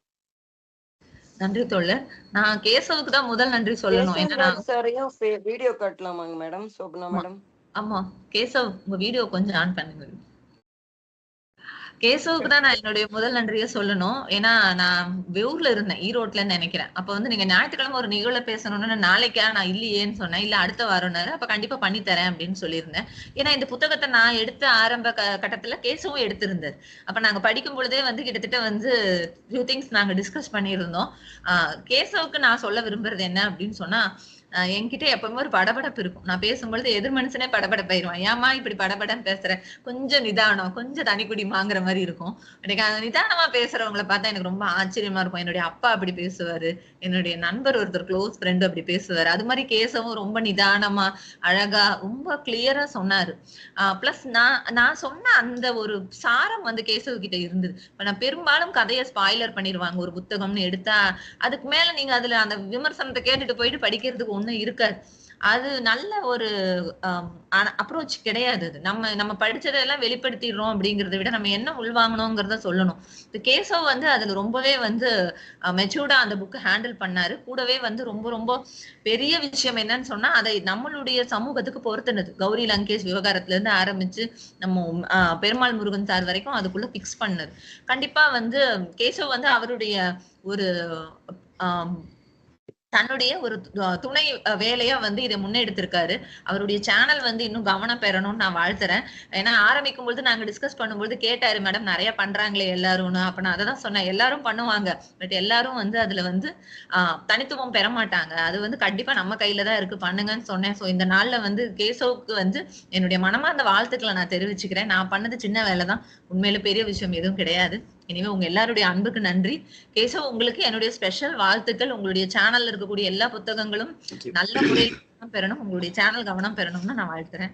அனைவருக்கும் நன்றி. ஆக்சுவலா இன்னைக்கு காலையில பேச முடியுமா அப்படின்ற மாதிரி ஒரு சிச்சுவேஷன். நேத்து நைட்டு தொண்டை ஃபுல்லா காலி ஆயிடுச்சு. அதுக்கப்புறம் அப்படியே ஓரளவுக்கு ரெடி பண்ணி வந்து பேசுறதே பெரிய விஷயம் ஆயிடுச்சு. சோபனாவுடைய பங்கு வந்து இதுல ரொம்ப பெருசு. ஸோ நீங்க ஆரம்பிச்சு கொடுத்த கிக் ஆஃப் பண்ண இடத்துல இருந்தா நான் கண்டினியூ பண்ணியிருக்கேன். நீங்க ஆரம்பிச்சு கொடுக்கல அப்படின்னா இன்னைக்கு இந்த அளவுக்கு என்னால பேசியும் இருக்க முடியாது. ரொம்ப நன்றி. நிகழ்ச்சியில கலந்துகிட்ட அனைவருக்கும் ரொம்ப நன்றி. கேஷவ், உங்க சேனல் லிங்க வந்து சாட்ல கொடுங்க, எல்லாரும் கேக்குறாங்க, அது எல்லாருக்கும் உதவியா இருக்கும். சரிங்க சார். சரிங்க மேடம். கேசவ், நீங்க நான் எதிர்பார்க்கல கேசவ், இவ்வளவு சிறப்பா இந்த நிகழ்ச்சி அமையும்னு நான் நிச்சயமா எதிர்பார்க்கலங்கிறத நான் பதிவு பண்றேன். ஏன்னா இதுக்கு முதல் கலந்துரையாடல் சொன்னீங்க.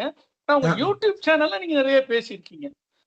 அதுல வந்து பாத்தீங்கன்னா முன்னால ஆடியன்ஸ் வந்து வெர்ச்சுவல் யார் இருக்காங்க யார் இருக்க போறதுலன்னு தெரியாது. ஆனா இங்க வந்து ஆடியன்ஸ் பக்கத்துல இருக்காங்க. நீங்க பேசுகிற அந்த விதம், பேசுகிற உடல் மொழி எல்லாத்தையும் பாக்குறோம். ரொம்ப சிறப்பா இருந்தது. அவங்க சொன்ன மாதிரி அந்த அந்த முழு உரையாடலையும் ஒரு டச்சிங்கோட போனீங்க. அது கேசவராஜ் டச்சிங் ரொம்ப நல்லா இருந்தது. இதோட நிக்க கூடாது. நுழைப்புலத்துக்கு நீங்க நிறைய உங்க பங்களிப்பு எங்களுக்கு தரணும். சோபனாவுக்கும் நான் சொல்றேன். அவங்க டக்குனு முகத்தை மூடிட்டாங்க. கட்டாயம் நுழைப்புலத்துக்கு இடைஞ்சலா இருக்கும் சொன்னதுனால சார், வேற ஒண்ணும் இல்ல சார். நுழைப்புலத்துக்கு வந்து ஒரு புதிய திறப்பு, இப்படி நாம பண்ணலாம், இப்படியும் கூட ஒரு நூலறிமுகத்தை செய்யலாம் அப்படிங்கிறதுக்கு இன்னைக்கு ஒரு நிகழ்ச்சி ஒரு உதாரணமா இருந்தது. ரொம்ப நாளா பேசிட்டு இருக்க எனக்கு கூட இன்னைக்கு உங்க 2 பேருடைய பேச்சு வந்து இப்படி எல்லாம் பேசலாமா அப்படிங்கிற ஒரு உணர்வை தந்தது என்று நான் இங்க கூட விரும்புறேன். ரொம்ப நன்றி. இன்றைக்கு இரவு 8 மணிக்கு நான் பேசுகிற ஒரு ஆய்வு நூலுடைய ஒரு இணையவழி கலந்துரையாடல் இருக்கு. தகடூர் புத்தக பேரவை அங்கே இருந்து அந்த இணையவழியை ராத்திரி 8 மணிக்கு கடற்கரை மத்தவிலாச அங்கதம் அவர்களுடைய நூல் பராசக்தி தடை இந்த வருஷம் தான் வெளியாச்சு. அந்த நூலுடைய திறனாய்வு. வாங்க, முடிந்தவர்கள் வந்து கலந்துக்கிடுங்க. அடுத்த நிகழ்ச்சிக்கு நீங்க வந்து யாரெல்லாம் கலந்துக்கணும்னு நான் சொல்ல வந்து இவ்வளவு நாள் நான் சொல்ல மாட்டேன். இப்ப ஏன் சொல்றேன்னா, புதியவர்கள் நிறைய பேர் இங்க வந்திருக்கிறதுனால யாருக்கெல்லாம் நூலறிமுகம் செய்ய வேண்டும் என்ற ஒரு ஆசையும் ஆர்வமும் இருக்கிறதோ அவங்க வந்து நிச்சயமா என்ன அணுகலாம். வந்து நம்ம நுழைபுறத்துல அவங்களுடைய நிகழ்ச்சியை செய்வோம்னு கேட்டுக்கிறேன். நன்றி, வணக்கம். சோபனாவும் நம்மளுடைய நிகழ்ச்சியில நூல் அறிமுகங்களையும் தொடர்ந்து வழங்கணும். அவங்களுடைய பங்களிப்பு தொடர்ந்து நம்ம கிட்ட கொடுத்துட்டே இருக்கணும். கேசவராஜ் ஏன்னா ஏற்கனவே அவர் சேனல்ல பண்ணிட்டு இருந்தாலும் கூட இப்ப கோமசங்கர் தோழர் சொன்ன மாதிரி அது வந்து கேமராவை பார்த்து பேசுற ஒரு விஷயம். இது வந்து நம்ம ஒரு டிஸ்கஷன் பேசிட்டு இன்னமும் வந்து இப்ப அதே போலதான் இந்த வடிவமும் நிகழ்ச்சியோட வடிவமும் பார்த்தோம் அப்படின்னா அவங்க சோபனாவுடைய அந்த இன்ட்ரடக்ஷன், அதுக்கு பிறகு கேசவ் பேசினது, மறுபடியும் வந்து சோபனா வந்து கனெக்ட் பண்ணது, இந்த விஷயங்கள் எல்லாம் ஒரு புதிய வடிவத்துக்கு இந்த நிகழ்ச்சி வந்திருக்குன்னு கூட சொல்லலாம். ஸோ தட் வந்து அந்த ஃபார்மேட்டையும் நம்ம வந்து இம்ப்ளிமெண்ட் பண்ணலாம். நிறைய வந்து மாற்றங்கள் நம்ம பண்ணிட்டே இருக்கலாம் அடுத்தடுத்து இதை கொண்டு போறதுக்கு. ரொம்ப முக்கியமா வந்து இந்த நுழைவுளம் தொடங்கினதனுடைய நோக்கமே வந்து ஒருத்தரால எல்லா புத்தகங்களையும் வாசிச்சிட முடியாது. நமக்கு அந்த அளவுக்கு யாராலையும் முடியாது. அது உலகத்துல முடியவே முடியாதுன்னா இந்த புத்தக வாசிப்பை சொல்லலாம். கண்டிப்பா யாராலையும் முடியாது. எவ்வளவு தூரம் நல்ல புத்தகங்களை ஒருத்தவங்க வாசிச்சோம்னா அதை வந்து இன்னொருத்தவங்களுக்கு இன்ட்ரடியூஸ் பண்ணும்போது அதன் மூலமா அவங்க அந்த புத்தகத்தை தேடி பிடிச்சு வாசிப்பாங்க. சோபனா ரொம்ப அற்புதமா சொன்னாங்க. அந்த இன்ட்ரடக்ஷன் வந்து அவங்களை தேடி அந்த புத்தகத்தை வாங்கி வாசிக்கிறதா இருக்கணும். ஏன்னா வாசிப்பு அனுபவங்கிறது டெஃபினட்டா ஒருத்தருக்கு ஒருத்தர் மாறுபடும். இப்ப கேஷவ் வாசிச்சு அவர் என்ன டெலிவரி பண்ணியிருக்காங்க, சோபனா என்ன டெலிவரி பண்ணியிருக்காங்கன்னு பாத்தீங்கன்னா அதே புத்தகத்தை நாம வாங்கி வாசிக்கும் போது நமக்குள்ள வேற ஏதாவது பாயிண்ட்ஸ் வரலாம், வேற ஏதாவது ஓப்பனிங்ஸ் இருக்கலாம், அந்த மாதிரி அல்லது அதை அக்செப்ட் பண்ணலாம், மியூச்சுவலா இருக்கலாம், அதுவும் இருக்கலாம், அது பிரச்சனையும் இல்லை. அந்த மாதிரி வந்து எல்லாத்தையும் ஒருத்தருக்கு ஒருத்தர் ஷேர் பண்ணிக்கணும் அப்படிங்கிற ஒரு நோக்கத்துக்காக ஆரம்பிக்கப்பட்டதான் அந்த நிகழ்ச்சி. கொரோனா காலத்துல வந்து இணைய வழியில், அதுக்கு முன்னாடி நாங்க நேரடியாக பார்க்ல பீச்ல எல்லாம் உட்காந்து ஒரு 10 பேர் உட்காந்து பேசிக்கிட்டு இருக்கோம், ஏதாவது ஒரு புத்தகங்களை பற்றி பேசிக்கிட்டு இருக்கோம். அதே போல இந்த நிகழ்ச்சி வந்து அப்போ கொரோனா காலத்தில் 4 மணி நேரம்லாம் நிகழ்ச்சியை நடத்தியிருக்கோம். 4 புத்தகங்கள் எடுத்து வச்சுட்டு 4 மணி நேரம்லாம் பேசியிருக்கோம். நகரவே முடியாது, 100 பேருக்கு மேல உட்காந்துருப்பாங்க. ஏன்னா 100 பேர் தான் அதுக்கு ஜூம்ல வந்து கெப்பாசிட்டி. அதுக்கு மேல இருக்கிறவங்க எல்லாம் வந்து யாராவது எக்ஸிட் ஆனாங்கன்னா உள்ள வெயிட் பண்ணி உள்ள வந்துட்டு இருப்பாங்க. அப்படியெல்லாம் நடத்தியிருக்கோம் அந்த நிகழ்ச்சியை. அதே போல வந்து இந்த ஞாயிறு காலை நிறைய பேர் வந்து சொல்லியிருக்காங்க, ஞாயிற்றுக்கிழமை காலங்காத்தாலையா அப்படின்னு. எல்லா காலங்காத்தாலையும் அப்படி தொல்லை பண்ண வேண்டாம் தான் ஆல்டர்னேட் வீக்ஸ் வச்சிருக்கோம். ஒரு வாரம் ரெஸ்ட் எடுத்துங்க, ஒரு வாரம் வந்து இலக்கியம் பேசவாங்க, புத்தகங்களை பத்தி பேசவாங்கன்னு சொல்லி. அதனால எல்லோரும் வந்து முடிந்த அளவுக்கு, ஏன்னா யாரையும் வந்து கம்பல் பண்ண முடியாது, முடிந்த அளவுக்கு எல்லாரும் இந்த மாதிரியான நிகழ்ச்சிகள்ல வந்து பங்கெடுக்கிறது. காலையில ஒரு 1.5 மணி நேரம் வந்து ரெஃப்ரெஷ்மெண்ட், நம்ம இது முடிச்சதுக்கு அப்புறம் நமக்கே வந்து ஒரு பெரிய ரெஃப்ரெஷ்ஷா இருக்கும். வந்து நீங்க தூங்கி எழுந்துக்கிறதா கிடைக்கிற ரெஃப்ரெஷ்மெண்ட்டை விட இது ரொம்ப நல்லா இருக்கும்னு நான் ஃபீல் பண்றேன். நான் ரெகுலரா இந்த நிகழ்ச்சி அட்டன் பண்ணும் போதெல்லாம். அதனால தொடர்ந்து வாங்க, எல்லாருடைய பங்களிப்பையும் கொடுங்க, தொடர்ந்து பயணிப்போம். நன்றி. பிரசன்னா சாருக்கும் கோமதி சாருக்கும் என்னுடைய தனிப்பட்ட நன்றி. ஏன்னா ரொம்ப உற்சாகப்படுத்தினாங்க. வாய்ப்பு கொடுத்த கேசவருக்கு நன்றி. எல்லாத்துக்கும் மேல இவ்வளவு தூரம் வந்து நீங்க நல்லூர் சார் எனக்கு கொடுத்த சப்போர்ட் வந்து எனக்கு ரொம்பவே உற்சாகமா இருந்தது. மேலும் இன்னும் நிறைய பண்றதுக்கு ஒரு ஆர்வமா இருந்தது. ஏன்னா சல்மான் ருஷ்டி வந்து கத்தி குத்து வாங்கி பயமுறுத்தி இருந்தாரு. அப்படியெல்லாம் நாங்க குத்த மாட்டோமா, நீங்க வாங்க தைரியமா, நீங்க சொன்னது ரொம்ப மகிழ்ச்சியா இருந்தது. கத்தி குத்து வந்தாலும் நாங்க குறுக்க வந்தாலும் தடுக்க முயற்சி பண்ணுவோம். முடிஞ்சா நாங்க கத்து குத்து வாங்கிட்டாவது வந்துட்டு இந்த மாதிரி இருக்கிறவங்களை ப்ரொடெக்ட் பண்றதுக்கான வேலைகளை நாங்க செய்வோம் நிச்சயமா. இதெல்லாமே வந்து ஒரு கூட்டு முயற்சி தானே. வந்து எல்லாமே வந்து சின்ன சின்ன விஷயங்களை நாம செய்யும் போது சமூக மாற்றத்துக்கு, நீங்க எப்பவுமே அதை கலீலியோவுக்கு கல்லடி விழுந்த மாதிரி தான், நமக்கு தொடர்ந்து வந்து சமூக மாற்றத்துக்குன்னு யார் எதை செஞ்சாலும் நீங்க வந்து எல்லாரும் போற பக்கம் போனா மட்டும்தான் பேசாம இருப்பாங்க. நீங்க தனியா போறீங்க அப்படின்னா கண்டிப்பா வந்து எத்தனையோ முத்திரைகள் விழும், எல்லாமும் நடக்கதான் செய்யும். அதையெல்லாம் தாண்டி மொத்த சமூகத்தை புல் பண்ணக்கூடிய ஆட்களா இருப்பாங்கிறதா என் உறுதியான நம்பிக்கை. இப்ப கலீலியோ நிச்சயமா அதை நீங்க பேசும்போது ரொம்ப அழகா சொன்னீங்க. அதை இருந்தா யாருக்கும் தெரியாது இல்ல. சமூக மாற்றத்துக்கான வேலைகள் செய்யறவங்களை பத்தி நீங்க ரொம்ப அழகா அந்த விஷயம் சொன்னீங்க. யாராவது அவங்க எல்லாம் செஞ்சது மேலதான் நாம டிராவல் பண்ணிட்டு இருப்பாங்க. இவங்க ஈவன் ஒரு சின்ன எக்ஸாம்பிள் சொன்னா ரிசர்வேஷனே எடுத்துக்கலாம். ரிசர்வேஷன்ல எவ்வளவு பேர் பெனிஃபிட் ஆனாலும் கூட அது ரிசர்வேஷன் யார் கொண்டு வந்தாங்க, எதுக்காக வந்து எந்த விஷயமே தெரியாம இருப்பாங்க. அந்த மாதிரியான விஷயங்கள் எல்லாம் நம்ம பார்க்கிறோம். அது மட்டும் இல்ல, அது ஒரு எக்ஸாம்பிள். அதே போல எவ்வளவு விஷயங்கள் நீங்க பகுத்தறிவு விஷயங்கள் அப்படித்தான். பகுத்தறிவு விஷயங்கள் என்னுடைய நம்பிக்கை என்னன்னா, எந்த காலத்திலும் வந்து முழுமையா இறை மறுப்பான ஒரு சமூகம் இருக்கவே இருக்காது. அது தோன்றதுக்கான வாய்ப்பே கிடையாது. எந்த அளவுக்கு நம்ம இதை வந்து புரிதல், நீங்க வந்து இப்ப அவங்க சோபனா பேசுவோம் ரொம்ப அழகா குறிப்பிட்டாங்க. நீங்க இறை மறுப்பாளர்கள் யாருக்கும் கடவுள் விரோதியே கிடையாது. அது எப்பவுமே வந்து கடவுளை விரோதியா பார்க்கக்கூடியவர்கள் அல்ல இறை மறுப்பாளர்கள். ரொம்ப தெளிவான அதுல நான் ரொம்ப உறுதியா இருக்கேன். நான் அது பல இடங்கள்ல பெரியார் சொன்னதான்னு சொல்லுவாங்க. எல்லா இடங்களிலும் கடவுள் வந்தாருன்னா வந்துட்டு ஒரு நிகழ்ச்சியில பேசிட்டு இருக்கும்போது என்கிட்ட சொன்னாங்க, திடீர்னு வந்து கடவுள் தான் என்ன பண்ணுவீங்க, ஏதோ பாருங்க நான் மேடையில பேசிட்டு இருக்கேன், எதிர வந்தா எதிர் சீட்ல உட்காருங்க, கொஞ்ச நேரம் பேசுறதை கேட்டு போங்கன்னு சொல்லுவேன் தான் சொன்னேன். அதனால வந்து அவருக்கு வர்றதுனாலயோ இருக்கிறதுனாலயோ எந்த பிரச்சனையும் நமக்கு இருக்க போறது இல்லை. அதே நேரத்தில் அவங்க இல்லைங்கிறதுனால நமக்கு எந்த பிரச்சனையும் இல்லை. நமக்கு இருக்கிற பிரச்சனைகள் 1000 பிரச்சனைகள் இருக்கு. அந்த பிரச்சனைகளை சுமூகமா தீர்த்துட்டு போகணுங்கிறதுதான் ரொம்ப முக்கியமா. வந்து சமூகத்துல ஒருத்தர் மேல ஒருத்தர் வெறுப்பு எந்த வகையிலும், எப்படி சல்மான் ருஷ்டி மீதான ஆட்கள் மீதான வெறுப்போ அல்லது சோபனா மீதான ஆட்கள் மீதான வெறுப்போ தாக்குதலோ எப்படி இருக்கக்கூடாதோ, அதே போல பிற்போக்கு சிந்தனைகள் இருந்தாலும் அவங்களே நம்ம முன்னேற்றத்தான் யோசிக்கணுமே தவிர அவங்க மீதும் எந்த விதமான வெறுப்புணர்ச்சியோ அல்லது அவங்களை வந்து இழிவு செய்யறதோ வேண்டாங்கிற அந்த ஒரு சின்ன வேண்டுகோளோட இந்த நிகழ்ச்சியினுடைய நிறைவு பகுதியை மறுபடியும் சோபனா வந்து பேசி நிறைவு செய்வாங்க. நன்றி. அனைவருக்கும் ரொம்ப நன்றி. எனக்கு கிட்டத்தட்ட அவர் சொன்ன மாதிரி ஞாயிற்றுக்கிழமை காலையில 9 மணி வரைக்கும் நம்ம பேசணும், இலக்கியம் பேசணும் அப்படின்னா அது இன்னும் ஆண் பெண் அனைவருக்குமே சிக்கலான விஷயம் தான். இந்த வாரத்துல ஒரு நாள் இருக்கிற லீவ்ல நிறைய வேலை வச்சிருப்போம். அதையும் தாண்டி நம்மளுடைய மன மகிழ்ச்சிக்காக நம்ம இது மாதிரி விஷயங்கள்ல ஈடுபடும் பொழுது பேசுறவங்களுக்காவது வந்து சரி நம்ம இன்னைக்கு பேசுறோங்கிற ஒரு விஷயம் இருக்கும். கேட்கறவங்களுக்கு எவ்வளவு பொறுமை வேணும்னு எனக்கு தெரியும். அத்தனை பொறுமையா இருந்து இவ்வளவு ஊக்குவிச்சு கேசவியும் சரி என்னையும் சரி இத்தனை பேரும் வந்து பாராட்டி ஊக்குவிச்சது ரொம்பவே எங்களுக்கு நிறைவா இருந்தது. அனைவருக்கும் நன்றி. நுழைவுலம்ல அடுத்த இது மாதிரி ஒரு நல்ல நிகழ்வுல நாங்க மீண்டும் இணைவோம் அப்படின்னு உறுதி தரோம். நன்றி, அனைவருக்கும் நன்றி. அனைவருக்கும் நன்றி, மிக்க நன்றி. வாய்ப்பளித்த நுழைபடத்துக்கும் நல்லவனுக்கும் ரொம்ப ரொம்ப தேங்க்ஸ். தேங்க்யூ.